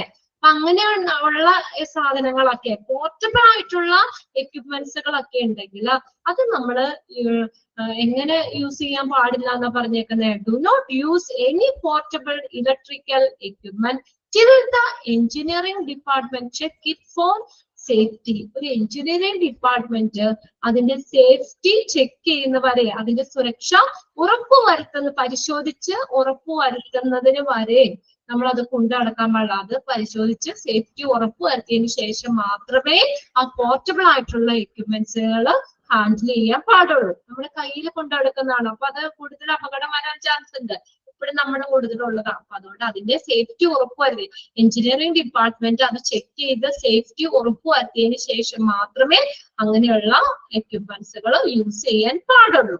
ഓക്കെ, ഇത്രയും പോയിന്റ്സ്. എത്ര പോയിന്റ് ഉണ്ട്? 8 പോയിന്റ് ഉണ്ട് അല്ലെ ഇതിനകത്ത്. സേഫ്റ്റി ഇൻ ഇലക്ട്രിക് ഗുഡ്സ് എന്ന് പറഞ്ഞ 8 പോയിന്റ് ഉണ്ട്. അപ്പൊ ഇതൊന്ന് നിങ്ങളൊന്ന് വായിച്ചു നോക്കാം കേട്ടോ, എന്തെങ്കിലും ഡൗട്ട് ഉണ്ടോ എന്ന് നോക്കാം. ഇതും എക്സാമിന് ഇങ്ങനെയൊക്കെ തന്നെയായിരിക്കും ക്വസ്റ്റ്യൻ വരുന്നത്. Which of the following comes under safety in electric goods? ഇതിന്റെ ഇലക്ട്രിക് ഉപകരണങ്ങളുമായിട്ട് ബന്ധപ്പെട്ടുള്ള സുരക്ഷാ നടപടിക്രമത്തിൽ വരുന്നത്, അതിന്റെ കീഴിൽ വരുന്നത് ഏതൊക്കെയായിരിക്കും? അങ്ങനെ 1-2 പോയിന്റ്സ് തരാം. ഇത് തരാൻ ചിലപ്പോൾ വേറെ ഇതിനൊക്കെ മാറ്റി ചോദിക്കാം. ഇത് ഒരു പ്രാവശ്യം വായിച്ചു കഴിഞ്ഞാൽ നിങ്ങൾക്ക് എല്ലാവർക്കും ഓക്കെ ആണ് അല്ലെ? ഓക്കെ അല്ലേ? അത് ക്ലിയർ ആണ്, വേറെ ഡൗട്ടോ കാര്യങ്ങളോ ഒന്നും വേണ്ട. നമുക്കറിയാം ഇതുമായിട്ട് റിലേറ്റ് ചെയ്താണെന്നാണ്. അങ്ങനെ ഒന്ന് മനസ്സിലാക്കി വെക്കുക നിങ്ങൾ കേട്ടോ. ഇതിനകത്തുനിന്ന് കൂടുതൽ ക്വസ്റ്റ്യൻസ് അങ്ങനെയായിരിക്കും ഇതിൽ നിന്ന് വരുന്നത്. പിന്നെ ഗുഡ് ലാഡറിന്റെ കാര്യം പറഞ്ഞില്ല, അത് ഒരു പ്രാവശ്യത്തെ ക്വസ്റ്റ്യൻ പേപ്പറിൽ കണ്ടിട്ടുണ്ട് കേട്ടോ. പ്രീവിയസ് ഇയറിലെ ക്വസ്റ്റ്യൻ പേപ്പറിൽ always use good dash when you, നമ്മളത് വായിച്ചപ്പോ അതെ ഇത് തന്നെ ഇങ്ങനെ തന്നെയായിരുന്നു ക്വസ്റ്റ്യൻ കൊടുത്തത്. When you try to take object overhead object always use dash, അങ്ങനെയായിരുന്നു.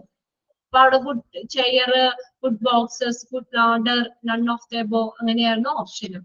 അത് നോക്കാം. ഓവർ ഹെഡ് ഒബ്ജക്ട് എടുക്കാനും പറഞ്ഞേക്കുന്നത് ഗുഡ് ലാഡർ, നല്ല ലാഡർ ഉപയോഗിക്കണം എന്നാ പറഞ്ഞേക്കണേ. അങ്ങനെ ചിലത് അങ്ങനെ 1 വേർഡ്സ് അങ്ങനെ ചോദിക്കാം. കൂടുതൽ ഈ ഒരു രീതിയിൽ ഓരോന്നിന്റെ കീഴിൽ വരുന്നത് ഏതൊക്കെയാണെന്നാണ് ചോദിക്കാറ്. ഒന്ന് വായിച്ചു നോക്കി നിങ്ങളത്. സേഫ്റ്റി ഇൻ ഇലക്ട്രിക് ഗുഡ്സ് എന്നുള്ളത് വായിച്ചു നോക്കട്ടോ. ഏതെങ്കിലും പോയിന്റ് ക്ലിയർ ആവാത്ത ഉണ്ടോന്ന് ഒന്ന് ചെക്ക് ചെയ്യുക.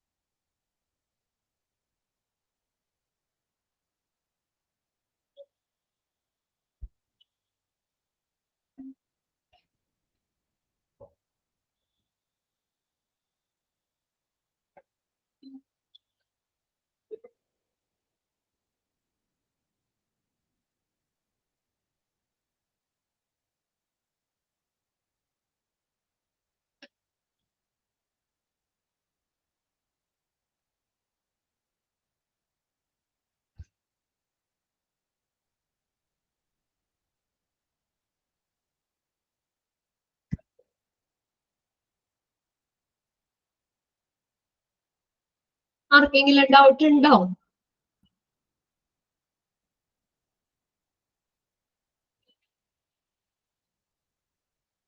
സ്പീഡ് കൂടുതലാണോ? നിങ്ങൾക്ക് ഫോളോ ചെയ്ത് പോരാൻ പറ്റുന്നില്ലേ?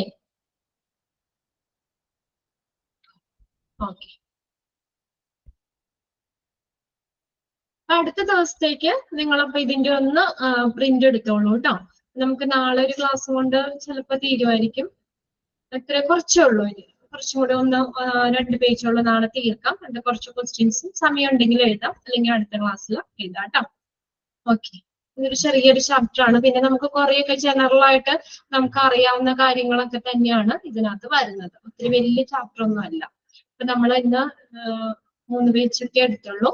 ഫസ്റ്റ് നമ്മൾ പറഞ്ഞത് safety and security in the hospital എന്നാണ് നമ്മുടെ ചാപ്റ്റർ 41. അപ്പൊ അതിനകത്ത് നമ്മൾ പല ഹോസ്പിറ്റൽ സേഫ്റ്റി റൂളുകളാണ് നമ്മൾ നോക്കിയത്. അതിൽ ഫസ്റ്റ് നമ്മൾ പറഞ്ഞത് ജനറൽ സേഫ്റ്റി റൂൾസുകൾ, ജനറൽ ആയിട്ടുള്ള സേഫ്റ്റി റൂൾസ് എന്തൊക്കെയാണെന്ന് കുറച്ച് പോയിന്റ്സുകൾ പറഞ്ഞു. പിന്നെ രോഗി പരിചരണം, പേഷ്യന്റ് കെയർ, രോഗി പരിചരണവുമായിട്ട് ബന്ധപ്പെട്ട് എന്തൊക്കെ സേഫ്റ്റി മെഷേഴ്സ് നമുക്ക് എടുക്കാൻ പറ്റും എന്നുള്ളത് പറഞ്ഞു.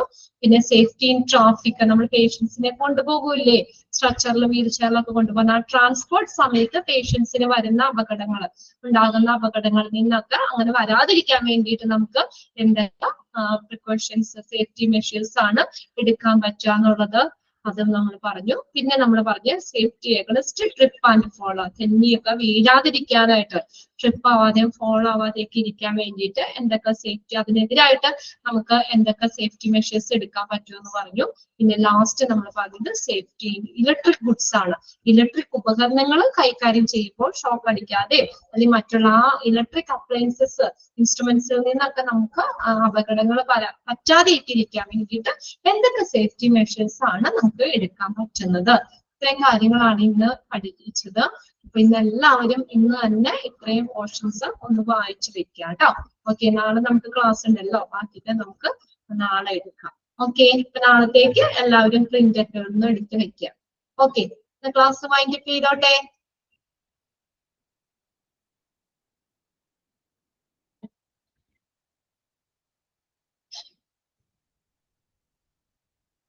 ഓക്കെ, ബോറടിച്ച പിള്ളേരെ? ബോറടിച്ചാ? No ma'am. ഓക്കെ, എന്നാ ഓക്കെ, നാളെ കാണാം കേട്ടോ. നാളെ ബാക്കിയിട്ട് നോക്കാം.